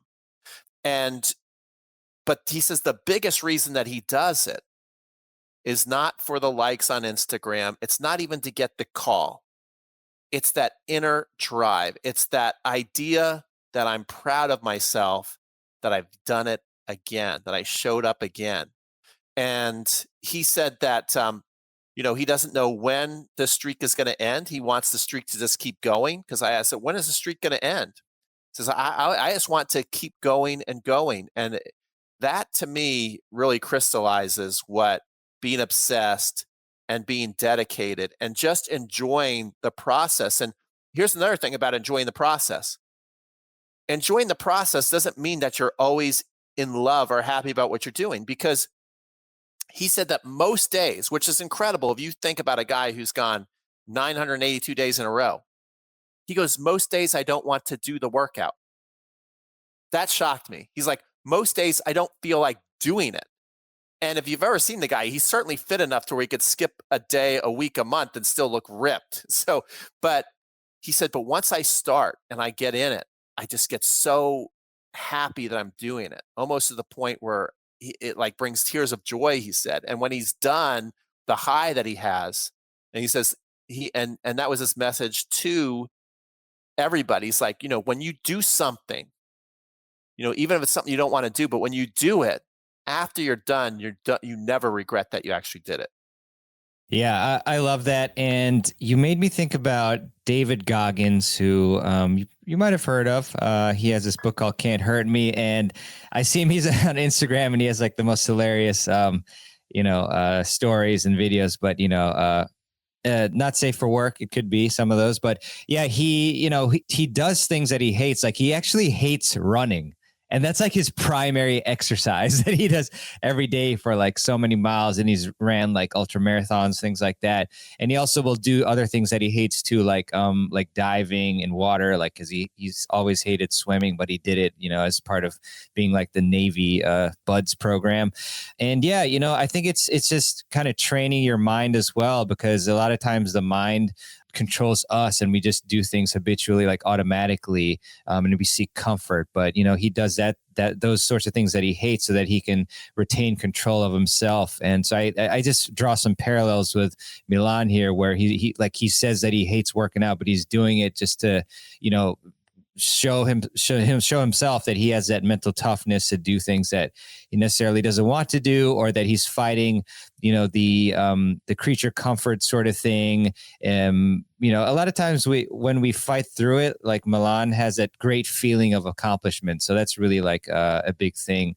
I'm curious though, kind of to dive a little bit deeper into Milan's whole thing. And I don't know if you know the answer to this, but like, how could he work out, close to 1,000 days in a row without any sort of like, injuries or anything like that? Is he given any insight into like, is he kind of having rest days where he does like minimal workouts? Because that's obviously something that, people talk about a lot in terms of balance as well. Well, I think he's a pretty high level athlete. Like if you guys don't know who I'm talking about, go to Instagram and look him up, 10 Fit Men.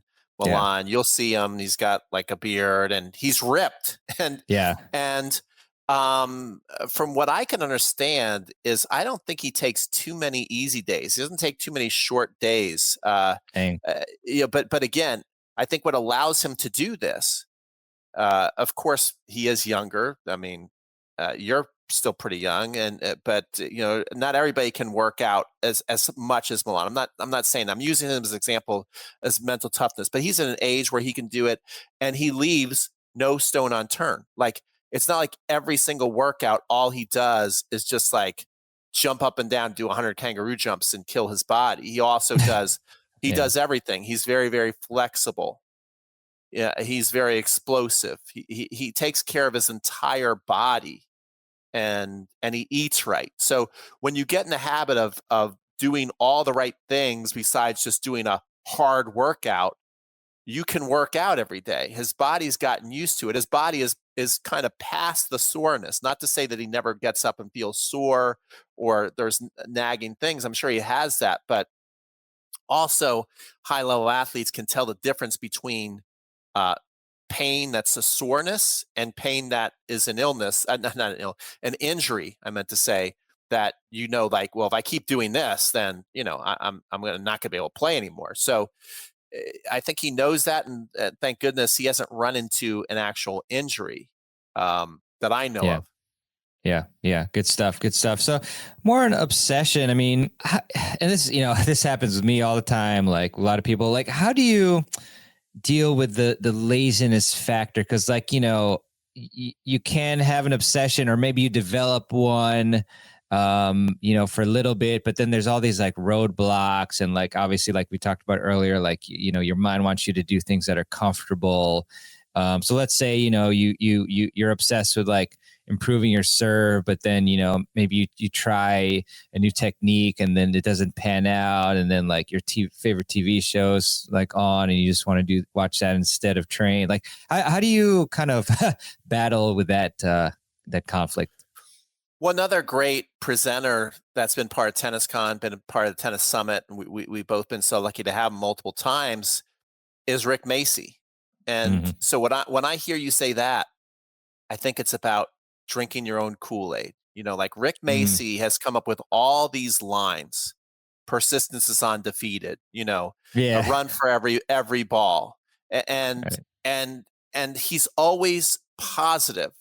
He tells me that he loves getting up at 4 a.m. and getting to the court and teaching from 6:30 a.m. to 5 p.m. every day, a guy who's in his 60s. He tells me he loves to do it every day. And he has definitely trained his mind to where it's not like he's blowing smoke up his you-know-what. He actually bought in to his own propaganda.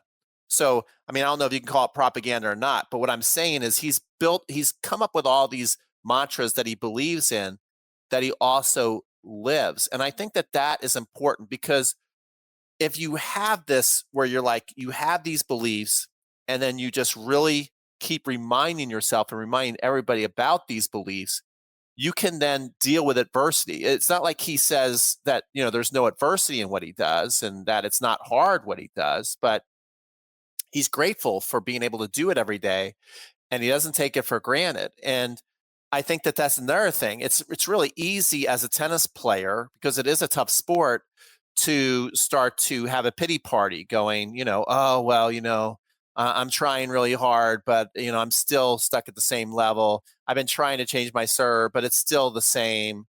I've been trying to beat this player, but I still lose to him or her. And it's easy to kind of do that and go, well, I'm just not going to put as much time in, or I'm going to give up, or I'm going to go play pickleball, right? So it's easy to do all that. But if you then start to remind yourself, well, why did I start this game in the beginning? Why? I just love tennis. I love the way it looks. I love the way the ball sounds. Every day, the place where I live, I just absolutely love the weather that I get to play in, or I love the club that I belong to, or my coach is so cool, or I love learning from these online instructors. Like, keep reminding yourself of all the grateful things that you have associated and tied with tennis. And you got to remind yourself how good you really have it. Yesterday, I watched a video on the 5 worst jobs in the world, are most dangerous. And there are so many of them where people are literally working around acid and carrying hundreds of pounds of sulfur on their back every day, which is not only hard to do, but life-threatening, and climbing up in trees and getting acai berries for everybody to have their nice smoothie. Like, and they're getting paid like $17 a day. And so if you're on a little bit of a losing streak, or you can't fix your serve in a month, you really don't have, it's perspective. I want to get into how players can reach their full potential, because, as a, podcaster who that's his main goal, is to try to help players improve their game. First off, what do you think the biggest impediment is to that prevents players from reaching their full tennis potential? Anxiety, self-doubt, a lack of skill in the fundamental life skills of success. And that sounds like really philosophical, but it's not. Fundamental principles of life success, which are at the core of my methodology, I call my the Saviano method. And, that's a centerpiece of what I do, what I try to do in Maximum Tennis Online.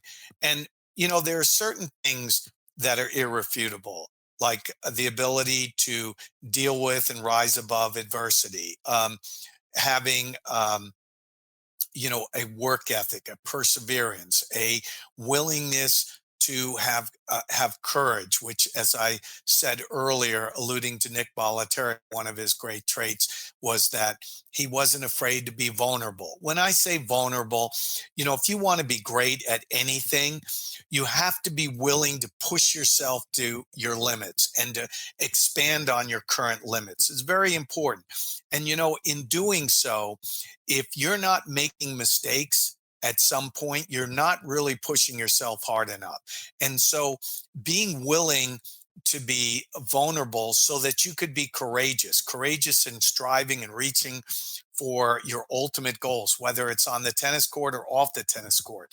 You want to use tennis as a vehicle by which you either coach life skills or that you cultivate life skills in those that are important to you or, your students. So those are really key principles. When you see somebody struggling with their game, given that they have, adequate coaching or whatever it might be, or opportunity, you really want to look towards the skills of, let's say, for example, let's use an example of hitting a ball and staying focused in the moment. In the moment, when you're focused, hitting the ball, and you're really watching the ball closely, a la Federer, if you look at Nadal, does the same thing, head still slightly after the hit. Same with Alcaraz. All of the great ones will do that on virtually all of their strokes. It's far more profoundly significant than the mechanics of it. What it means is that the person is absorbed in the hit, and by doing so, they need to let go of being concerned about the outcome. They have to be absorbed in the execution. Now, that's one of the most fundamentally important life skills to be successful, is whether you're interviewing for a job, whether you're executing in your work, or you have a big test ahead of you. You must let go of the things you cannot control and stay absorbed in that which you can be controlled. And when you're doing that, you're going to flow more, you're going to perform better. And yes, you will make mistakes, but the profound, subtle result is these are good mistakes. When you are trying to do things as well as you can, and you kind of fall on your face, or you make a mistake, or you're struggling, that's a good thing. That's a process of learning and growing and evolving. And that's where brilliant proteges live. They live in that zone of not where they don't make mistakes. That's absurd. They make mistakes all the time, but they make good mistakes and they learn from it. They don't cringe when they make a mistake. Say, okay, then they go to the next one and the next one. If you watch somebody who's brilliant in math, you see them, they get the problem wrong and they kind of scratch their head and they look at it, and they look at it almost with a fervor and excitement. So let me see if I can meet that challenge. How do I correct that? And that kind of passion towards growing, improving, evolving are really some of the keys to helping people reach their full potential. Conversely, when you see people that are not willing to do that, when you see people who are afraid of making mistakes, what is mom and dad going to think? What are the coaches going to think? Oh my gosh, I'm a terrible person because I had a bad loss. You are looking at someone who needs help to overcome that negative approach, because that will stifle development. It will stifle creative genius. You cannot be a creative genius. You cannot be creative when you're fearful of the mistake.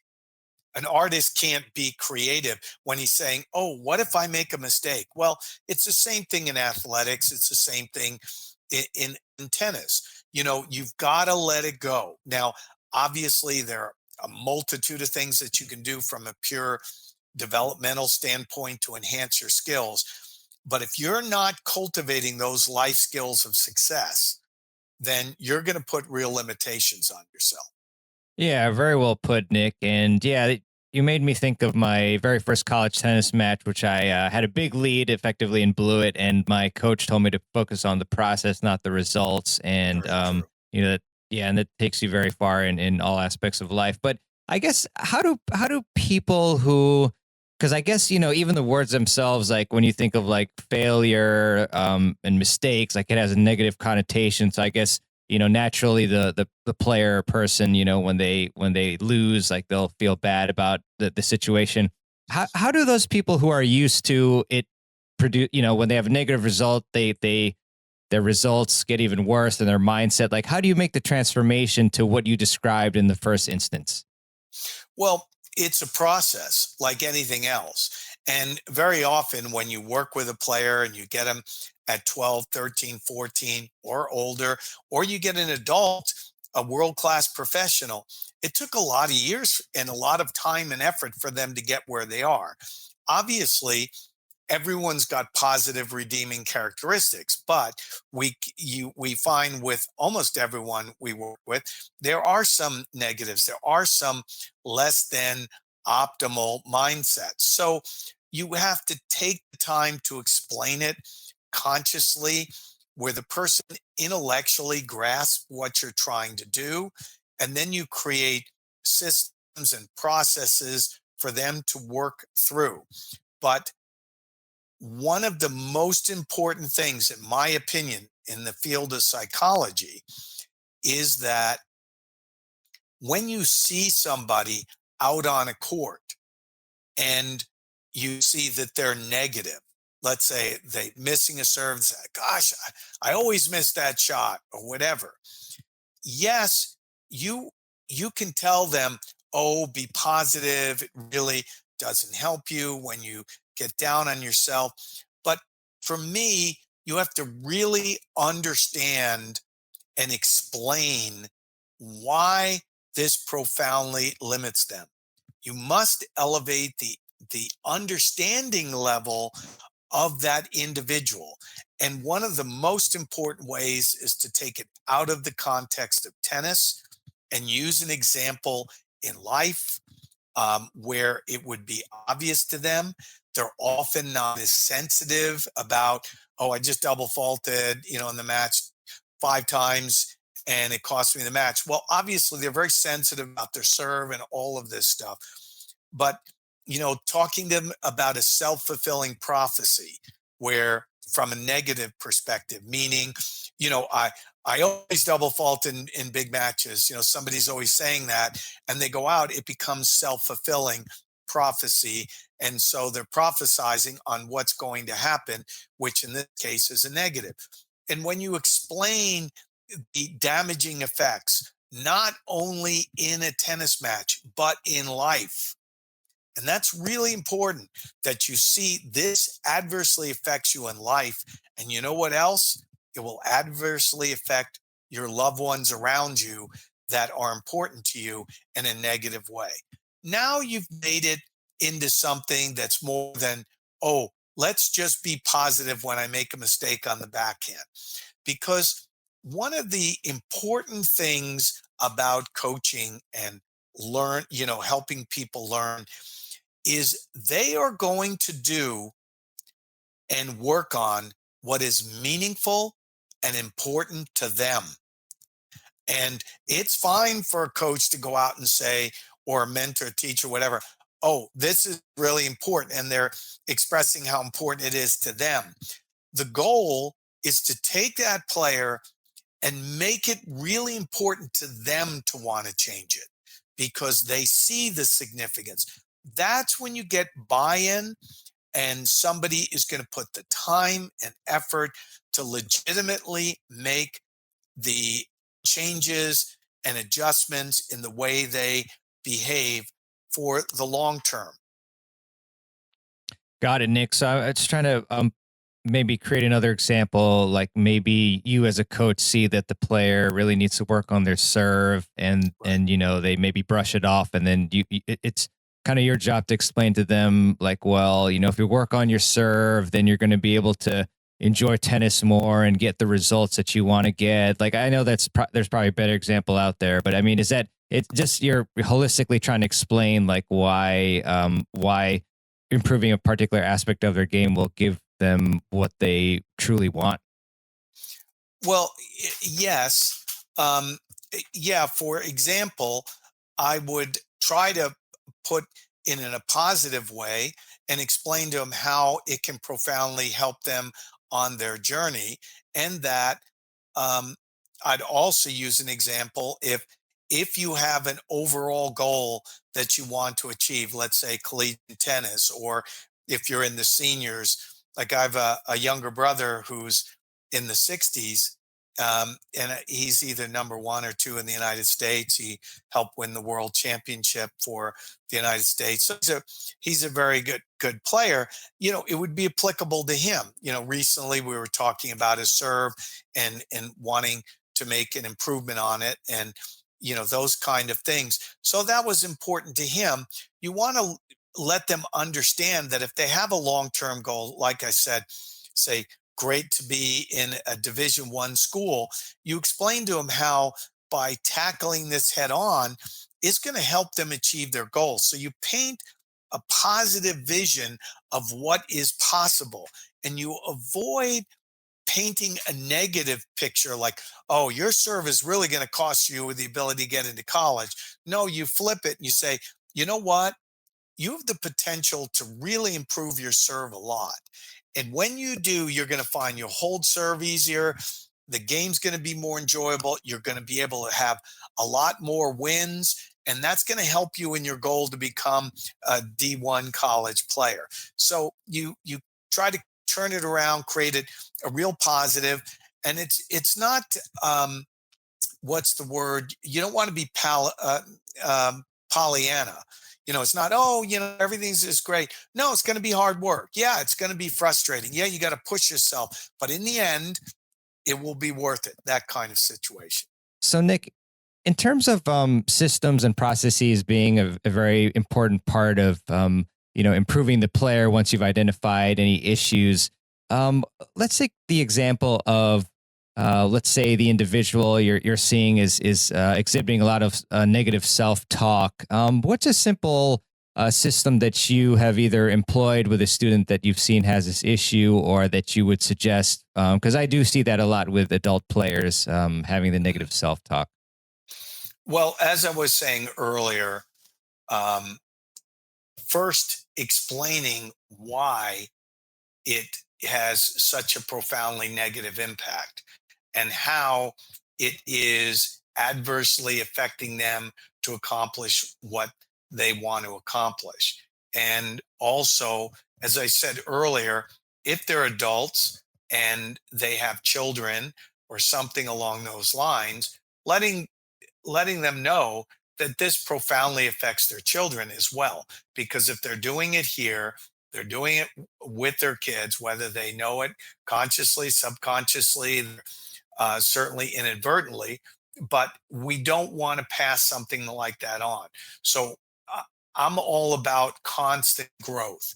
And when somebody realizes, often they don't, that they tend to be negative with their self-talk, and you approach the subject not in an accusation like you're so negative, but pointing out to them in hopefully a tactful way that this is something that's transpiring, then you've got hopefully an athlete who happens to be adult or a child that is more motivated to make some adjustments. Then from that point on, you don't want to try to conflate issues.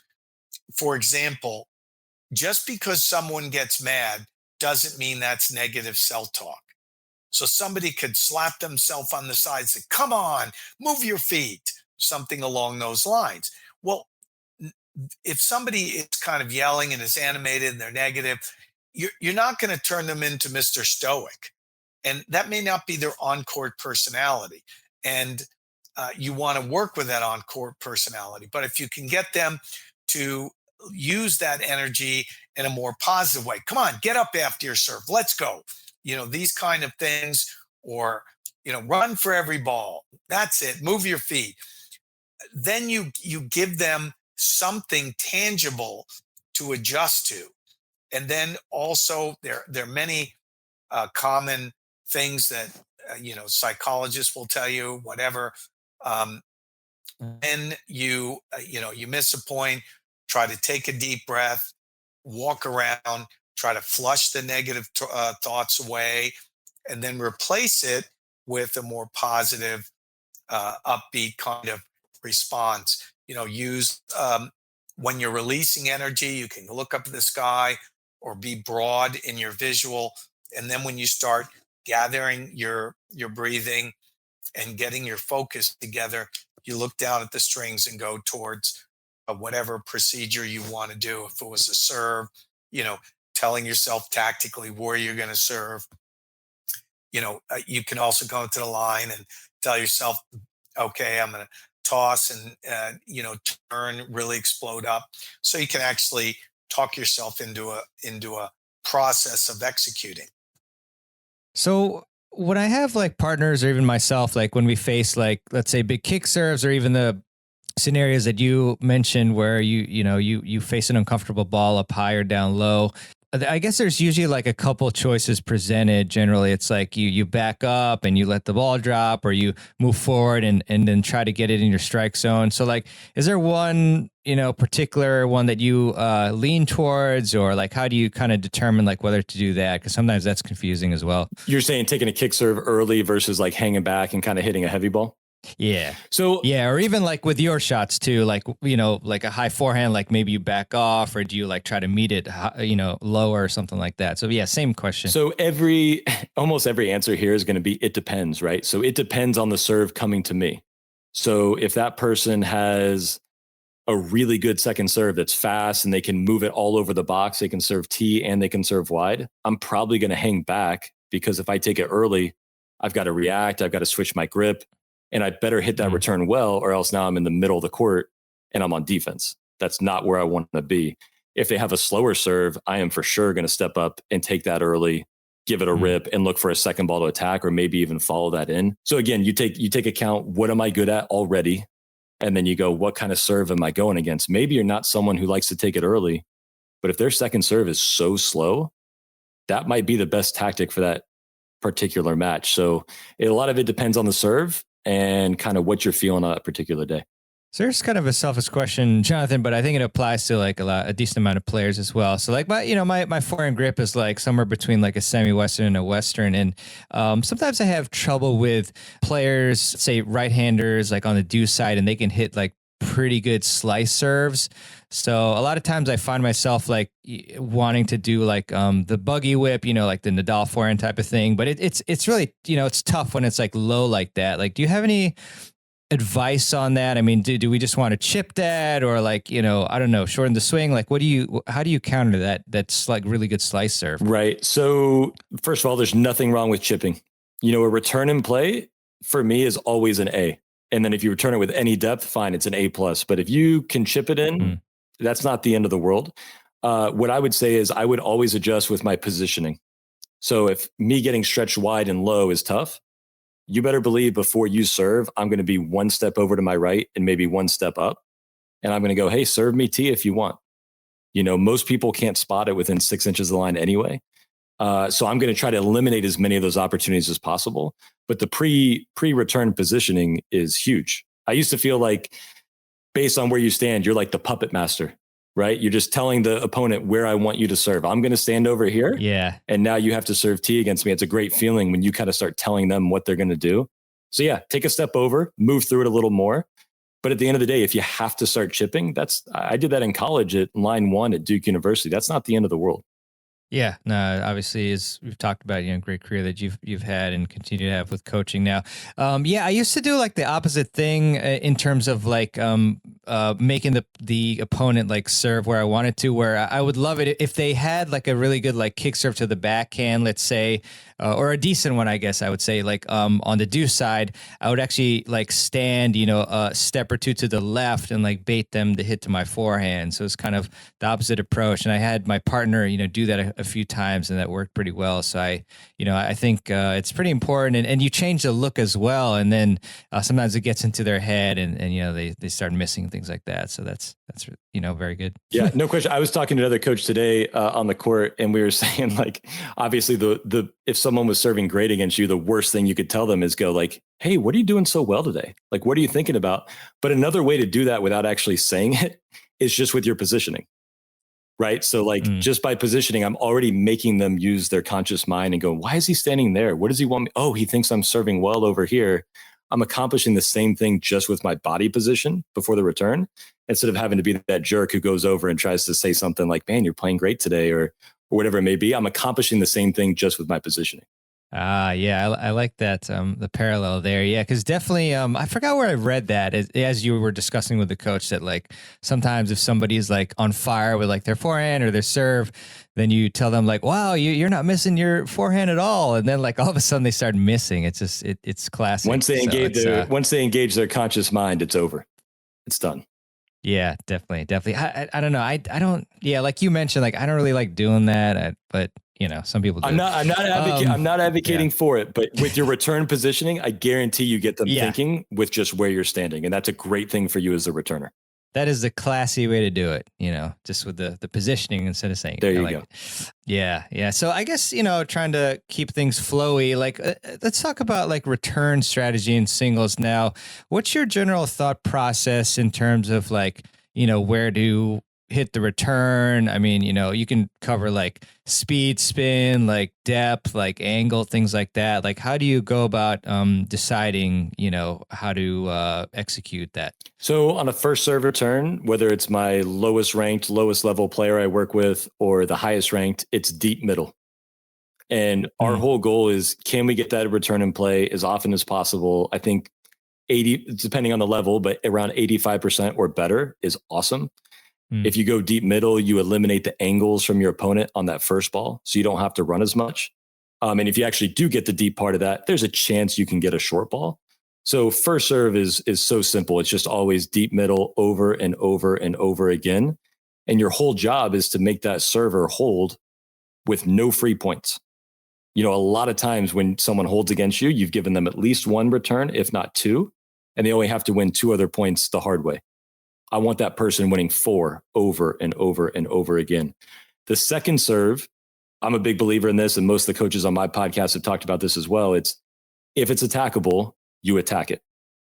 And so you could just sit back and roll every second serve return in.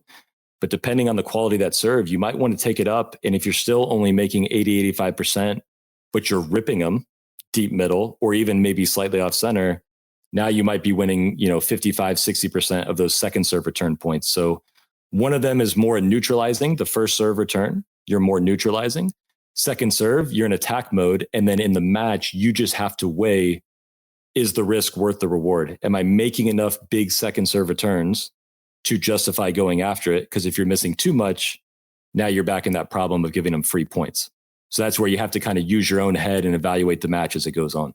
Yeah, when you attack that second serve, I mean, and you're successful too, like you put a lot of pressure on the server, and then when they have another second serve, sometimes they try to go bigger and they miss and things like that. It kind of makes me think about the World Cup. I don't know how much you've been watching, Jonathan, but a lot of wild games. But, some like when the opponent has the ball, on the defense, and then you have like the offensive players like press them, run towards them. Like sometimes it like yields some errors on occasion. Yeah. So it's kind of the same, concept to some degree, I guess.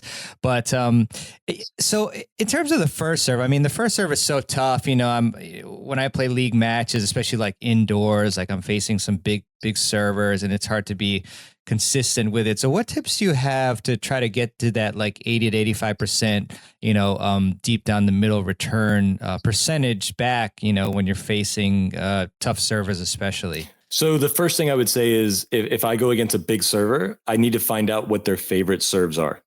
And most good servers can serve to all 4 locations, or if you're including body, all 6 locations, but they have a favorite. So when was the last match you played, actually? Last match I played was Saturday morning. Okay, so Saturday morning, did you go out and on your first serve point, did you try your worst serve? No. Exactly. So when I'm playing a good server, like the first point they serve in the deuce court, whether it's wide or tee, I'm already going, okay, well, most people probably don't want to start a match off with their least favorite serve. So my antenna's going off, deuce and ad court. And then the first break point right away, I'm going, okay, it's deuce, 4-4 deuce. And he served me tee. Okay, that's probably a very good indicator. So I'm going to make that guy serve with his second best serve on big points and as much as often or as much as possible. Right. So that is how I'm going to figure out what he likes to do. If it's a great serve, you probably want to take a step back, give yourself more time. You see all the pro players doing it. That's not a problem. And if you get the return and play more because you have more time to react, excellent. And then maybe one technical thing, and I see this quite a bit, is once I see that it's a forehand or a backhand return, get that racket back right away as quickly as you can. And you can do hand toss drills. You can do little reflex exercises. I see some people, maybe they're just thinking too much and it's a little slow take back. Once you know where it is, as fast as you can, get yourself set. And then you have a good chance to make contact out in front and be a little more consistent. Got it. Yeah, that's great advice, obviously. And when you talk about getting the racket back as soon as possible, like, I mean, I guess are you still like emphasizing like the unit turn type of turn, or does it matter as much? Like, just get the racket back, like with the arm, like it's a unit turn, but it's also a much shorter swing, right? Like you're not, taking some huge wind up on someone's first serve, but you also don't want to just literally stick your arm out either way. So it's just a much shorter motion But again, that's where if you take that step back, you might actually have time where you feel like you can take a slightly bigger cut at it and not get laid or not make yourself inconsistent. Yeah, certainly, we're not all Medvedev with the amazing timing. And I forget, how he does his take back on returns. Like, it's probably still huge. But, I videoed myself, which is, big proponent. We both are of videoing yourself. And like, I saw myself returning and I was like taking these like big swings, on my forehand, especially. And so, yeah, that's one thing for sure, to make it easier on yourself, just have that shorter unit turn take back. Well, I think it's also important, like I said, if you know what you're trying to do. So on the first serve return, if you go, my goal is to be consistent and hit it down the middle. So I don't hear a lot of offensive talk there. So how does a big swing help me accomplish that goal? And you go, okay, well, it doesn't even make sense what I'm trying to do there. So lining up the technique with the tactic for sure. Yeah, no, 100%. Love that. And so in terms of like different grips, like when you're playing opponents, like what's your thought process there? Because I mean, obviously, you can take advantage of certain opponents depending on their grip. Yeah, I think it's tough. I don't know about you, but that was something I wasn't as aware of when I was playing. Obviously, as a coach, I don't have to watch the ball, so I can look at the opponent and go, oh man, they've got this extreme grip. But I just used to look for things that gave them trouble. So you said you're close to a Western, you're a semi-Western. So, when he's stretched out wide and when it's low, he struggles. That's something I would have picked up on. I don't know that at the time when I was 14 years old, I would have said, he's got a Western grip. But I would have noticed what you struggle with, or someone with an extreme Eastern forehand grip. Oh man, they hate the ball up high. Okay, like I kind of figured that one out too. So I think it can be a little challenging for the recreational player to be looking at those types of things and deciding what the grip is. But I think the height of the ball is a pretty good indicator of what type of grip you have. If you struggle with low balls, it's probably closer to that extreme Western, and you're struggling with the high balls, it's probably more that extreme Eastern. But I've seen a little bit of everything, but just paying attention to what they like and don't like is probably the key. Yeah, and you talk about like strategy as a junior. I felt like I was completely brainless. Like I didn't really think about any strategy. Maybe like the top of the iceberg was like, oh, this person has a bad backhand. Let me hit there. But otherwise, it was just like, at least for me, especially like as a consistent baseliner, just getting the ball back pretty much, and then finding the forehand. So I just really wish I had that acumen when I was younger, but it's like most players. I was just going to say, from what I see on a daily basis, you are not alone in that you play without your brain. People can do a much better job with that. Yeah. But if I had a coach like yourself, I'm sure I would have been thinking about that a lot more. Of course. There you go. Maybe next lifetime, we'll see. But good stuff. So, one thing as well, I'm curious about, like when I interviewed, some pros, I remember a few of them saying like, well, I don't really pay attention so much to my opponent. I just try to take care of like, so when they're formulating a strategy, they're like, I just try to think about my game and just go from there. So like, what do you think's more important? Like focusing on your own strengths and weaknesses, or the opponents? Like, should one take precedence over the other? I mean, certainly, you want to think about both, I would think, but like, is one more important than the other? Again, I think it depends. So if I was playing, I have no idea what I'm rated right now, but if I was playing a 4-0 singles player, I would assume I'm in a great position to crush them, right? And so I don't think I have to spend a ton of time wondering what they do or don't do well. I go, if I do my things well, I can't lose, right? If I'm playing someone my level, I probably have to do both, right? So I got to know what I'm doing well, but also go, how does that match up? Oh, he doesn't like his wide backhand, or he hates coming to the net, or he doesn't like to serve. I definitely have to be aware of both. And then if I'm playing someone better than me, significantly better, my whole goal is to bring them down to my level. So now most of my focus is on them. How do I make them have the worst day of their life? Not how do I get myself to have the best day of my life? And so based on that level of opponent, my focus kind of shifts more. It's kind of like a sliding scale, more on me versus them. But the better the player, the more I'm trying to bring them down to my level. And if I'm playing someone I'm much better than, I am just probably focused on myself. Well, what's a match that you remember, or I guess to rephrase, like, how can you give us an example of like a match that you played where you were able to make the make the opponent have like the worst day of his life. I forget how you put it exactly, but like torture him in terms of like strategy. Like, is there one match that comes to mind for you? I mean, it falls naturally in line with what I do well, but I was a servant volleyer, and I was my kind of philosophy was 3 balls or less. I want to finish you in 3 balls or less. And so there's a lot of ground strokers out there who crave a rhythm. And I would go, cool. Yes. You like a rhythm? Not going to get one today, buddy. Like, I am going to slap balls. I am going to slice balls. I'm going to charge the net. It's going to feel like a different sport. Honestly, like I said, because that was kind of my style, there are a lot of college guys who would out loud say, this is not tennis. And that's when I knew I had it. I was like, yeah, it sure is. And by the way, you're losing at it, buddy. Like, so that was something I always did, was short, quick points. We're playing my style, not yours. I'm comfortable with the style. You're not. You want the rhythm. You don't get to hit 2 balls the same way in a row. And people hated that. It just came down, honestly, to winning or losing that match would always come down to kind of the serve return. But that was something I always did. And like I said, it was something I enjoyed anyway. But there were a lot of players in college tennis who absolutely hated playing me.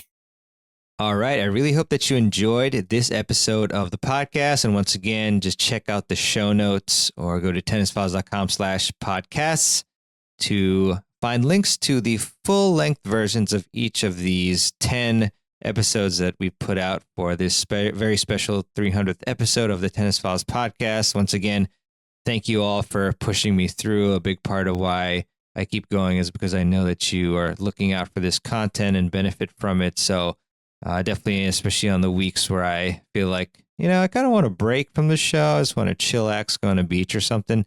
I just keep it going. So thank you, honestly, for all the help and support and kind words, etc. And if you do enjoy and appreciate this podcast, I definitely would really appreciate it if you would leave a review for the show. And you can do that at tennisfiles.com/Apple Podcasts with an S at the end, or just leave a review in your favorite podcast app of choice that you use to listen to the show. We just find that Apple Podcasts is the biggest mover of the show in terms of giving it the most visibility and such. So that's why we encourage the review on Apple Podcasts and the rating, but whatever you can do is much appreciated. And also want to leave you with a quote, as I do after every show. And this one is by Thomas Huxley. And Mr. Huxley said, try to learn something about everything and everything about something. It's a very interesting and valid approach to life. Tennis as well. All right. Well, thanks again so much for listening and for your support. Like I mentioned, I look forward to bringing you, knock on wood, another 100 at least episodes, but many, many hundreds. Hopefully we'll get to the 1,000 someday. I just actually knocked on wood. So nice not to jinx anything. But yeah, that's it for this week's episode, and we'll see you on the next episode of the Tennis Files podcast. I'll see you again soon. Take care.